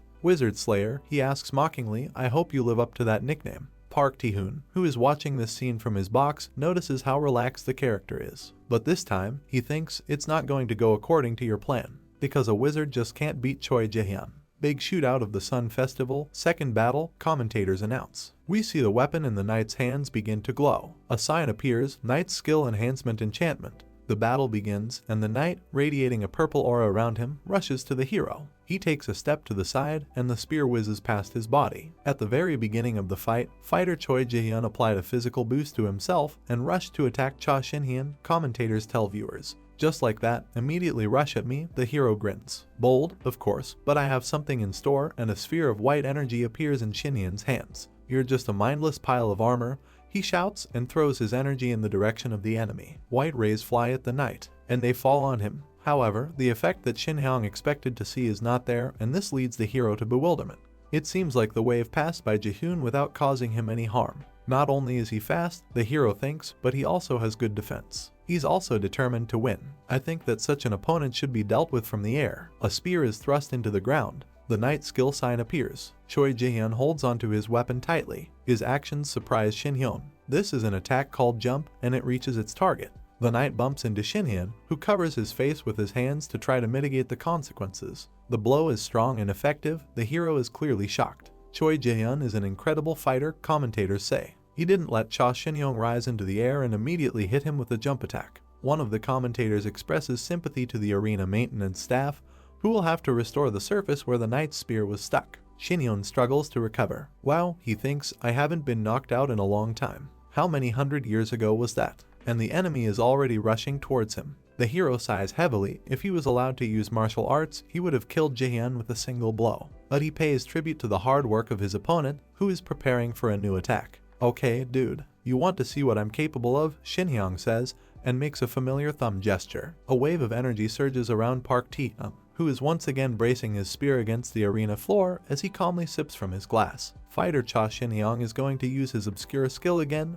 One commentator asks. It seems that Choi Jae-hyun, who hasn't stopped since the beginning of the fight, is finally slowing down. Park Tae-hoon grins ominously. The knight's spear plunges into the arena floor again. Something strange is happening. Under the knight helmet, Jae-hyun's eyes light up with a devilish light. This is impossible, the commentators shout. Under the influence of a monstrous flow of energy that is pressing down on him, fighter Choi Jae-hyun takes a step forward. It's just unbelievable. You thought your gravity could stop me? The knight asks Shin-hyun. Now it's my turn, he says. Hold on, Cha Shin-hyun, he roars ominously, red eyes flashing from under his helmet. What do you mean? The hero asks him innocently. When did I say I would use gravity? He draws a rather slender line with his finger, which emits a white stream of energy. Jae-hyun feels something is wrong. It is affected by some strange energy, which finally makes him really hurt. Young Jun-ho and Lee Jae-hae look on anxiously. Park Tae-hyun opens his mouth. He's also very excited. What happened there? A girl commentator already familiar to us shouts in surprise. The gravity that fighter Cha Shin-hyun used, she starts but immediately corrects. The unknown energy he used overwhelmed his opponent. What skill did he use? The hero calmly looks somewhere in the distance, as if nothing particularly happened. What a strong young man, he says, looking at the unconscious enemy. You can be proud of yourself because you lasted a very long time. The force I possess, he explains, is not gravity but attraction and rejection. This is an original skill that I developed after a very long time of contemplation, learning how to invert yin and yang. An information card for the yin-yang inversion skill appears. From the significant, rarity a plus, that is, it is such a rare treasure that you can even doubt its existence. Skill B, that is, it can be used without being exposed to external factors. Gives magical energy properties of attraction and rejection. The direction and level of energy can be controlled according to the user's desire, but the more energy consumed, the higher the rate of consumption of magical energy. If you've been to school, Shin-hyun explains cautiously, then you know that in physics, attraction is the force of attraction and rejection is the force of repulsion. I will not explain in more detail, the essence is already clear. Jae-hyun comes to his senses and immediately gets hit in his helmet with a pebble with which the hero demonstrated the phenomena of attraction and rejection. I can emit a force that draws the enemy towards me, Shin-hyun says, but then hears from the enemy that he made a fatal mistake. Some doubt appears on the hero's face. You shouldn't have, Jae-hyun says threateningly, closing the distance between us so much. He throws out a hand that is flowing with purple energy. A sign appears, Choi Jae-hyun's original skill. Jae-hae, do you know why Jae-hyun is called the Wizard Slayer? Park Tae-hoon mentally asks Lee Jae-hae, who is standing nearby. Because of his special ability. The girl gets really scared. if his opponent is a fighter who has nothing but wizard skills like Cha Shinhyo. He doesn't finish the sentence, but it's already clear that the hero is not going to be happy. Shinhyeon looks with horror at the approaching hand in a gauntlet. Her shadow hangs over the face of our hero. Cha Shinhyeon will die here and now, Park Taehoon says smugly. Lee Jahai screams in terror. Shinhyeon falls on his back, trying to cast a counterspell, but sees a system error warning in front of him, unable to use magic for the next 10 seconds. What is this? The hero thinks, looking with fear at the enemy, who raises his weapon over him.